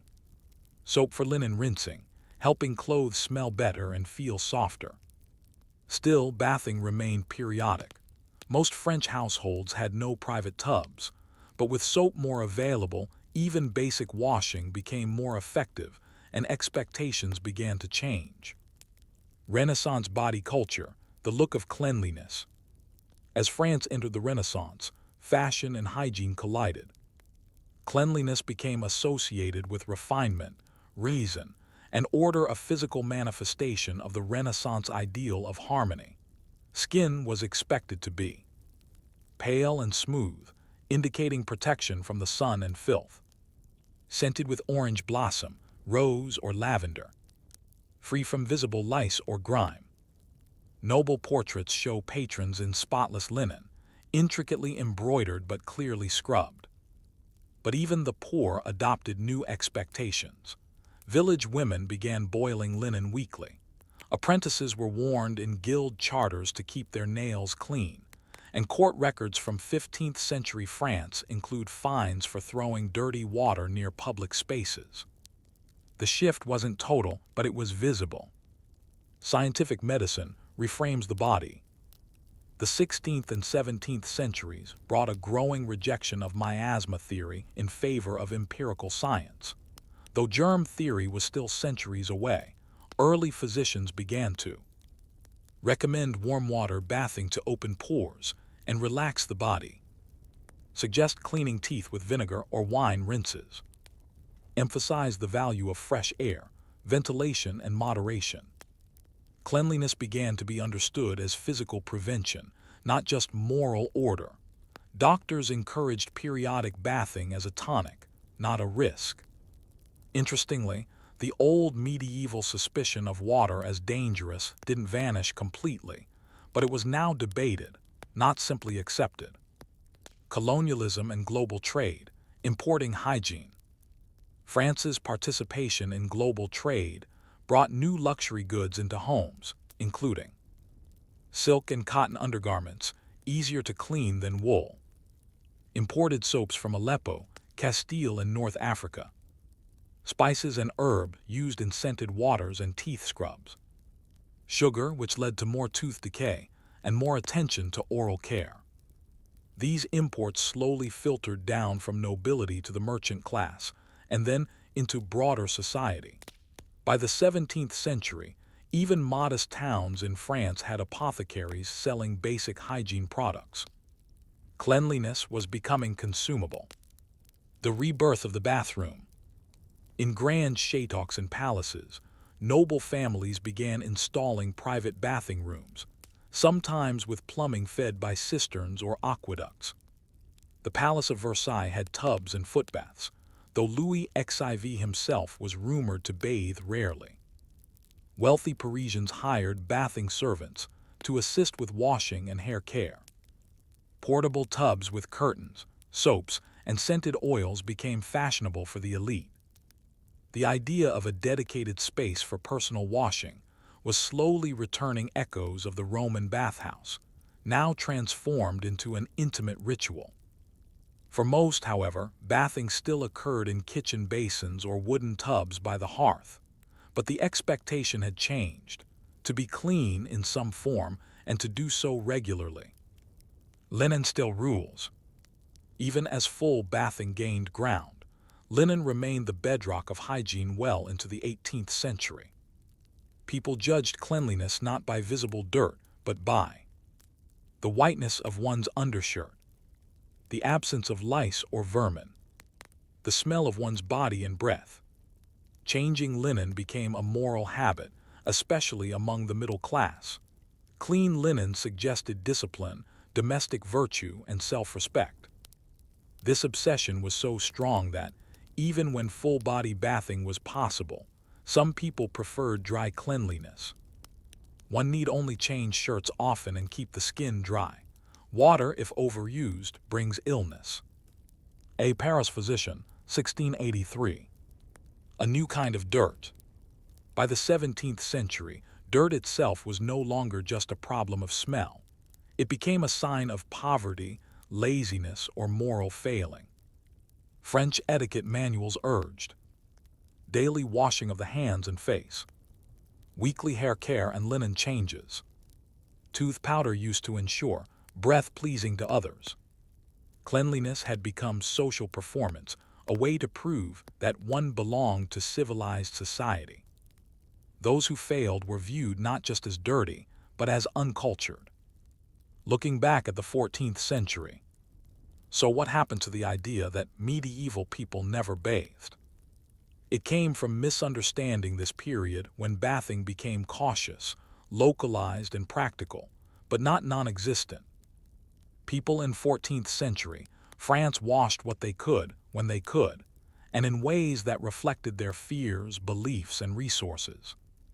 And when newer ideas about the body, disease, and society began to circulate, they built not from ignorance, but from centuries of quiet adaptation. The legacy of boring hygiene. The history of medieval hygiene is not one of filth, but of ingenuity.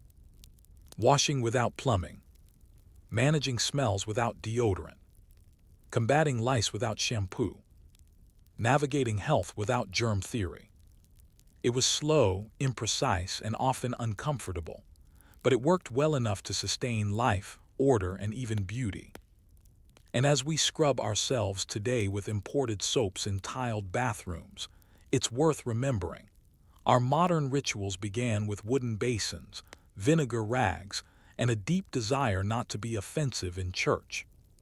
If ordinary people preserved dignity, health, and identity through linen, and what other quiet, uncelebrated practices have shaped civilization more than we give them credit for?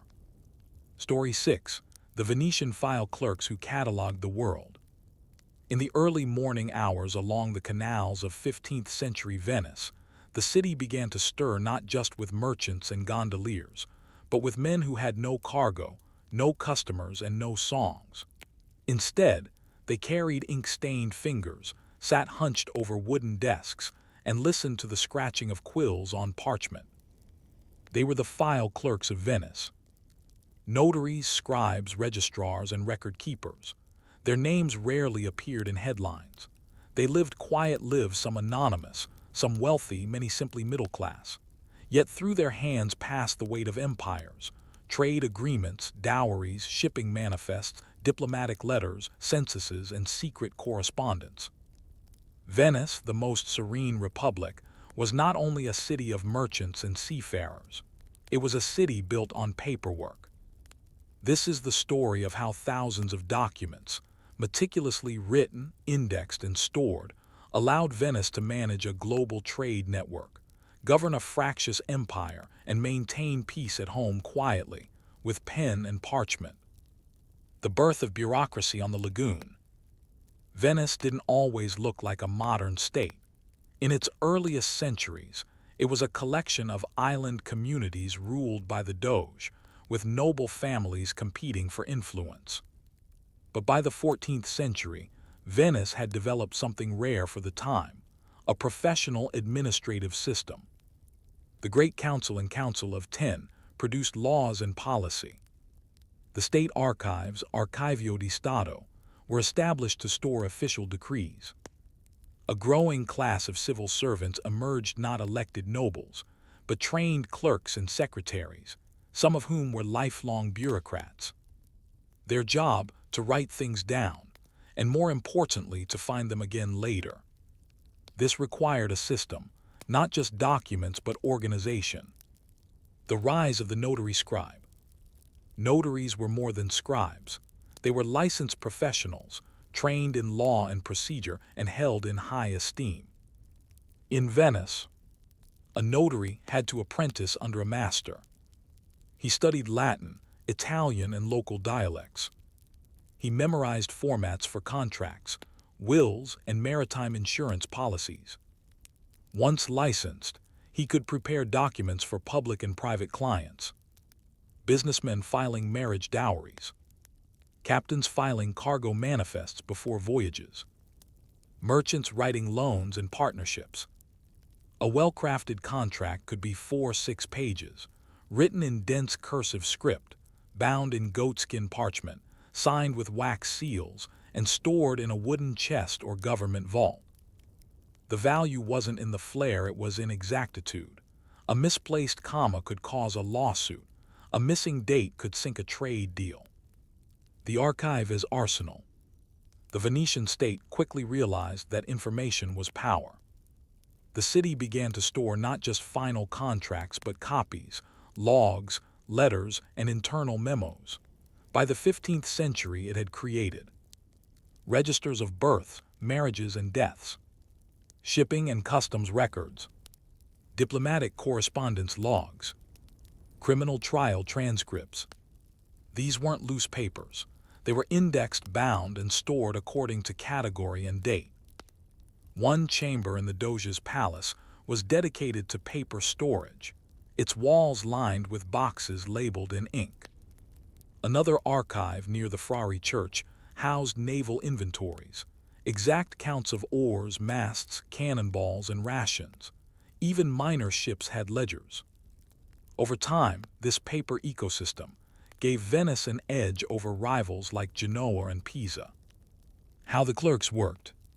Imagine a day in the life of a Venetian clerk in 1480. He arrives at the chancery early, carrying a small satchel of sharpened quills, powdered ink, and a square of beeswax for sealing. His desk is covered in old ledgers, ribbon-bound in faded leather. A line of merchants waits, each requesting a notarized copy of a contract from 5 or 10 years prior. He sifts through indexes, traces a code to a shelf, then retrieves the document, checking the seal, noting the folio number, and recording its retrieval in a separate log. The process is slow, silent, and precise. Some clerks spent entire decades retrieving the same few types of documents. Their expertise wasn't flashy, but it kept lawsuits from erupting, cargo from being seized, and deals from falling apart. Venice ran not just on trade, but on trust, and trust was built on records. Paper and empire, the republic beyond the lagoon. Venice's empire extended into the eastern Mediterranean, Crete, Cyprus, parts of the Dalmatian coast, and Greek islands. In each of these outposts, Venetian administrators mirrored the system at home. Local archives were kept in Latin, Greek, or Italian. Reports were sent back to the central archive in Venice.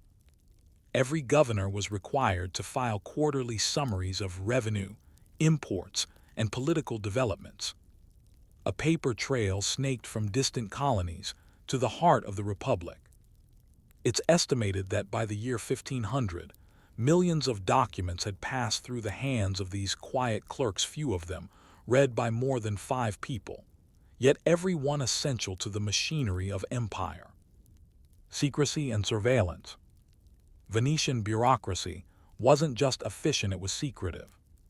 The Council of Ten, Venice's powerful security body, maintained a network of informants, and all their reports were stored in classified ledgers, accessible only to high-level officials.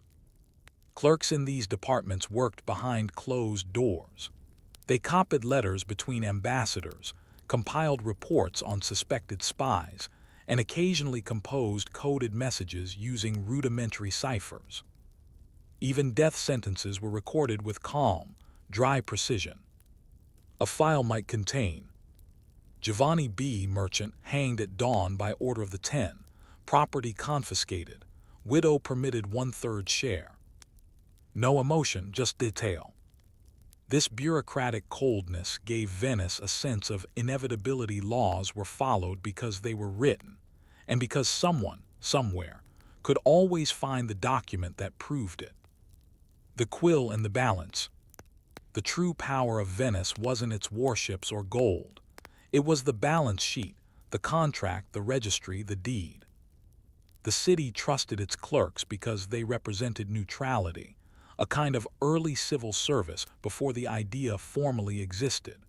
They weren't nobles vying for power, they were servants of the archive. And the archive itself became an institution, larger than any doge, any council, any crisis. Even after fires, wars, and regime changes, the paper survived. But what happens when bureaucracy grows too large? What risks come with keeping everything and forgetting nothing? Can the same paper that preserves justice also stifle change? We witnessed the silent rise of Venice's file clerks, Anonymous scribes who wielded no swords but managed the machinery of empire with ink and intention. Now, we explore how this paperwork didn't just organize Venice, it defined it. Venetian bureaucracy became a mirror of the city's values: precision, control, secrecy, and order. But like all systems, it had its limits. This section uncovers the deeper structures of record-keeping, how information became law, how archives shaped policy, and how paper served both liberty and tyranny. An empire run by indices. At the heart of Venice's governing genius was one deceptively simple innovation: the index. Rather than search documents one by one, clerks maintained books of abstracts and subject headings, cross-referenced by date, location, name, document type, council or department of origin. For example, if a merchant needed a copy of a shipping license from 1449 involving a spice cargo to Alexandria, the clerk wouldn't browse through piles of paper. He'd consult the shipping index for 1449, find the license code, and retrieve the record from the vault. These indices were updated daily, often by specialist indexers, whose entire careers revolved around summarizing documents into 3 lines of text. In this way, Venice created something remarkable: a retrieval system centuries before the invention of the filing cabinet. Records as law. In Venice, a record wasn't just evidence, it was authority. If a legal dispute arose over trade, land, or inheritance, the court didn't ask what had happened, they asked what had been written down. Testimony mattered, but documents ruled. Even the Doge, Venice's highest official, could not act contrary to existing records. Once something had been passed by the Great Council and entered into the archive, it became binding. This extended to customs records, proving taxes had been paid; wills, controlling inheritance and dowries; marriage contracts, dictating rights, property, and even divorce settlements; naval logs, showing where a ship had sailed and if it had permission to do so. And because records were considered incorruptible, even errors could become enshrined truths. One infamous case in 1482 involved a scribe who copied a death sentence into the wrong margin, causing a merchant to be arrested in place of a convicted pirate with the same initials. It took weeks to untangle the mistake, but in the meantime, the record ruled. Clerks as gatekeepers of memory.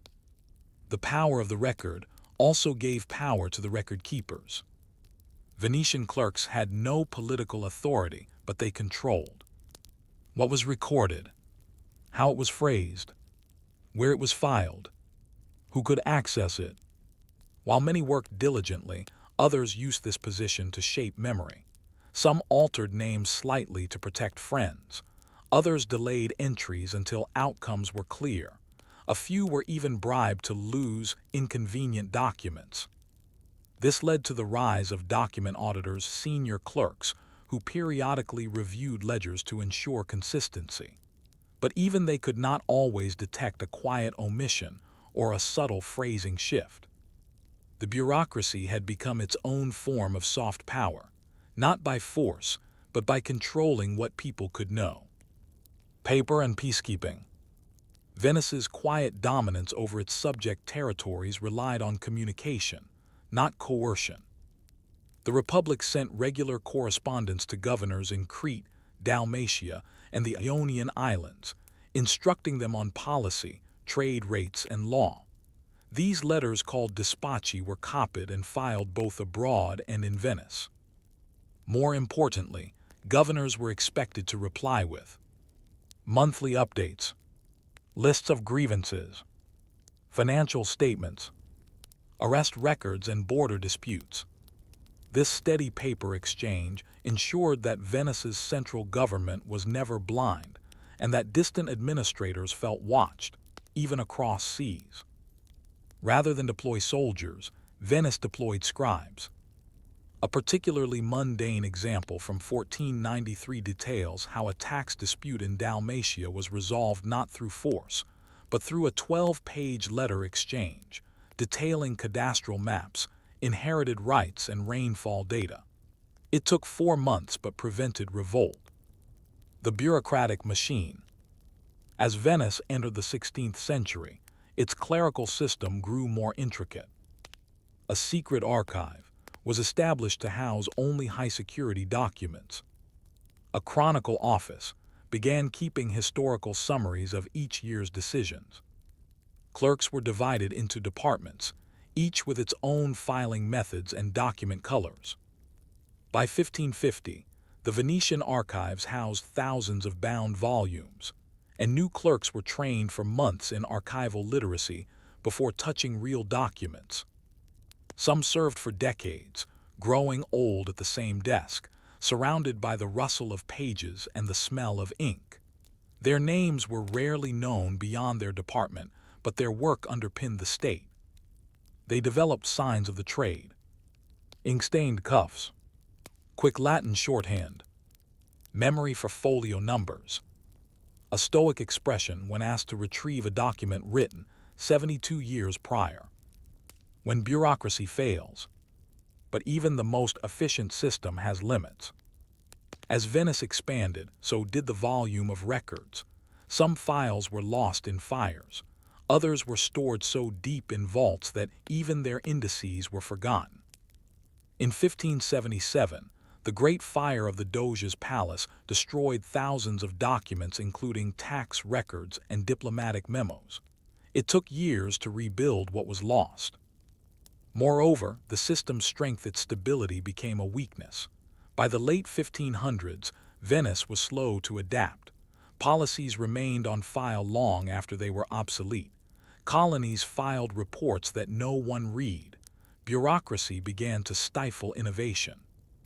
Historians found that entire departments were sometimes duplicating each other's work because their records had been misfiled decades earlier. The legacy of quiet power. Despite its flaws, Venice's record-keeping culture endured. It outlasted wars, regime changes, and plagues. The Archivio di Stato di Venezia, established formally in 1815, now contains over 80 kilometers of shelves, one of the largest historical archives in the world. It includes documents from 726 years of continuous governance. The first recorded passport, issued in 1414. A full ledger of bribes, stored unironically as miscellaneous expenses. Thousands of trial transcripts, complete with witness statements, verdicts, and marginal notes. Through these records, we see not only what Venice did but how it thought. But what does it mean when the written record becomes more permanent than the people it serves? Can a civilization survive in paper form even after its citizens and ships are gone? By the end of the 16th century, Venice's clerical empire, founded not on steel or stone, but on the fibers of parchment and ink, was both a marvel and a burden. The city had grown old with its paper, grown careful with its forms, and hesitant in its decisions. We explore the quiet afterlife of Venice's bureaucratic power, how the records endured long after the empire began to wane, how archives outlived war and politics, and how file clerks, once invisible, became the final custodians of a fading republic. This is the story of what happened after the ink dried. The inheritance of dust. As Venice's maritime dominance faded in the 17th and 18th centuries, the flow of paperwork didn't stop, it intensified. The Republic was no longer a rising power. It was a managing power, governing decline through routine. More laws, more files, more ledgers to explain why nothing could be done differently. Clerks who once recorded conquest now recorded grain prices, street repairs, and court rulings on neighborly disputes. Their desks were stacked with land surveys of collapsing buildings, receipts for church maintenance, permits for local festivals. The files were meticulously kept, but they recorded a shrinking world. Napoleon and the End of the Republic. In 1797, after more than a millennium of independence, the Venetian Republic fell to Napoleon Bonaparte. French troops entered the city. The Doge abdicated. The Council of Ten was dissolved. And what did Napoleon do with Venice's archives? He ordered a survey of the entire collection. The French understood the value of paperwork. They wanted lists of Venetian citizens, financial assets, and naval stores. Clerks were interrogated, then often hired back to maintain the documents now in service of an occupying regime. Thousands of volumes were transported to Paris. Some were lost, others were simply reshelved under new labels. The old system remained, but its authority had changed. The clerks stayed because the work stayed, and paper once again outlived politics. A new role, archives as evidence. In the 19th century, with the fall of Napoleon and the rise of Austrian rule, Venice became part of a broader European bureaucracy. But the archives took on new life. No longer a tool of active governance, they became a source of historical truth. Scholars visited to reconstruct forgotten lineages. Governments consulted land record for inheritance disputes. Churches appealed to centuries-old documents to validate claims of ownership. What had once been routine scribbling became primary sources. Venetian clerks, modern descendants of their medieval predecessors, found themselves guiding historians rather than merchants. They unlocked ledgers bound in faded leather. They deciphered shorthand in margins. They read Latin with the same flat intonation used for 600 years. Their task hadn't changed, but their audience had. The archive as a monument. By the 20th century, the Archivio di Stato di Venezia was no longer just a working repository.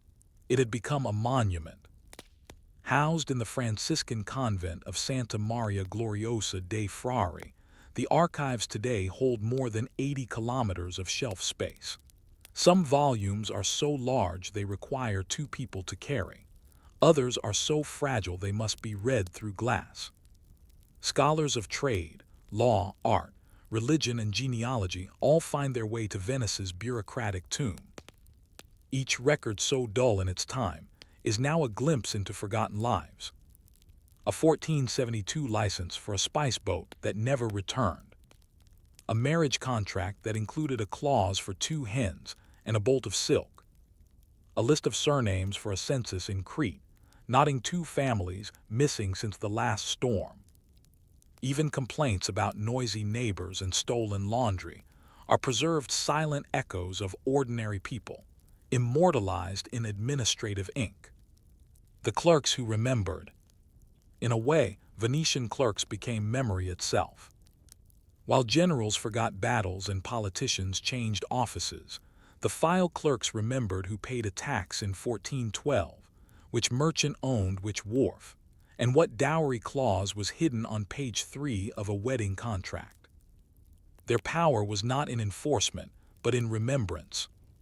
And so, while the public may never learn their names, the world still depends on their work, because without the clerks, there would be no Venice left to study. Reflections: when bureaucracy becomes civilization. Venice is often admired for its art, architecture, and maritime glory, but perhaps its greatest legacy lies in its quiet devotion to writing things down. It teaches us that civilization doesn't only rise on ambition, but also on administration. That stability comes not just from law, but from the records that prove law was followed. That the slow, boring work of keeping track is what allows great stories to survive. We may forget the faces, but the files remain.